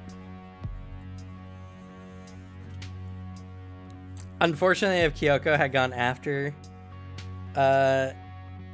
or before the people, but after the Ankvera, Kyoko could have saved them all too. Because Soothing Mist also removes persistent damage. Yeah, I was sitting there like, okay, if they make their check, I can save at least 2 of these people, and then I remembered, that's right, the persistent damage is going to be what kills them. Even if they made their check, they would have went back down and went straight to dying too. So, yeah, I mean, I figured it was like a breath attack. I didn't think they'd use it every turn, but the fact is there's so many of them meant that each one of them could do it one time, presumably. And I, and thus Kairos, couldn't take that risk. Not when It's we fair. had that many squishies. no one looked down on you for it either. You know, Numeria is a very dangerous place. I mean, you guys could have gotten 12 of those things if the dice had rolled any higher. And that one was just the 50, like 51 on the chart. Like, it could have actually gotten way, way worse. You guys could have been attacked by an actual dragon, and all those people would have been toasted. It's just the harsh realities of a wasteland like Numeria's.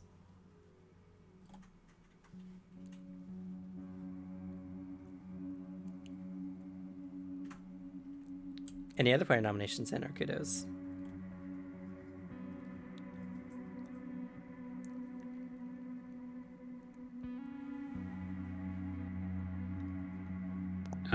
Campbell Japes' whimsical purchase That was pretty adorable. That's true. Yeah. You know what? Playing up your Gamble Japes. I love Gamble Japes so much. Take player word. Look, I bring fiery death! The bottle's so shiny and there's sparks in it.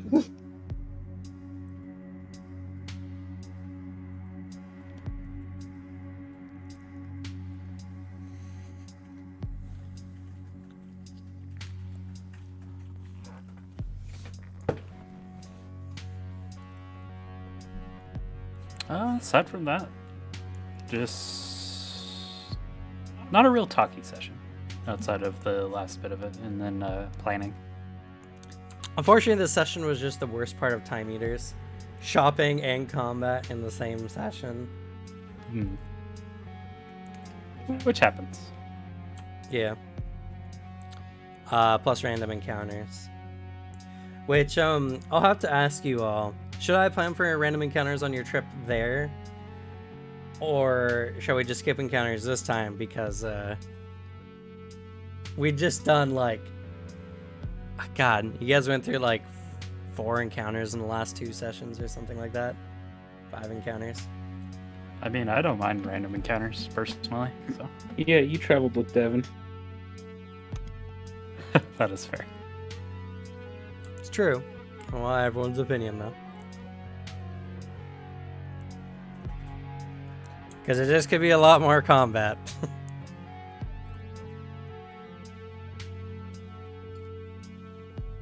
I'm fine with skipping it over. At least for this one, just because we're going to have a lot to focus on. And I think the encounters are just going to keep throwing us off.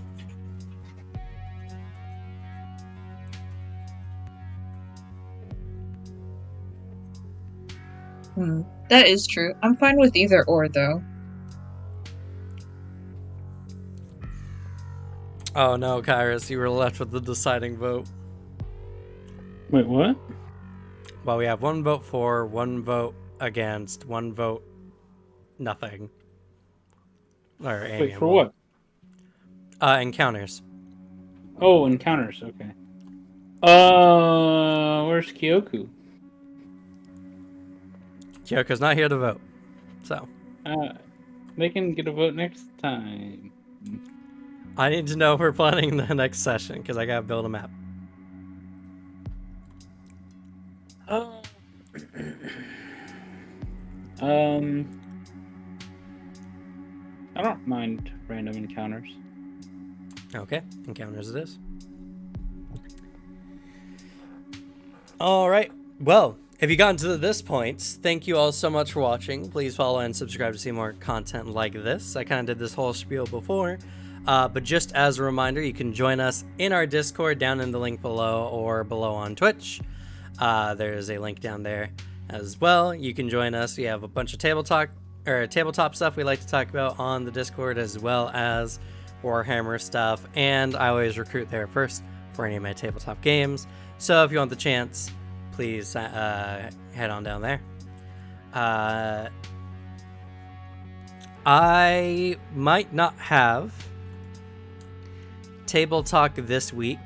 One of my co-hosts, my co-host is gone, and the sub has been sick for the last few days. So I don't know exactly what might happen. I'll have a definitive answer tomorrow. So be looking for that then. Also, Ranger is coming out this Saturday. So if you like Rangers, check it out. It's going to be at 8 a.m. Pacific Standard Time. And yeah, with that, let's go ahead and say goodnight, everyone. Nighty night. Good night. Good night. Bye-bye. Good night.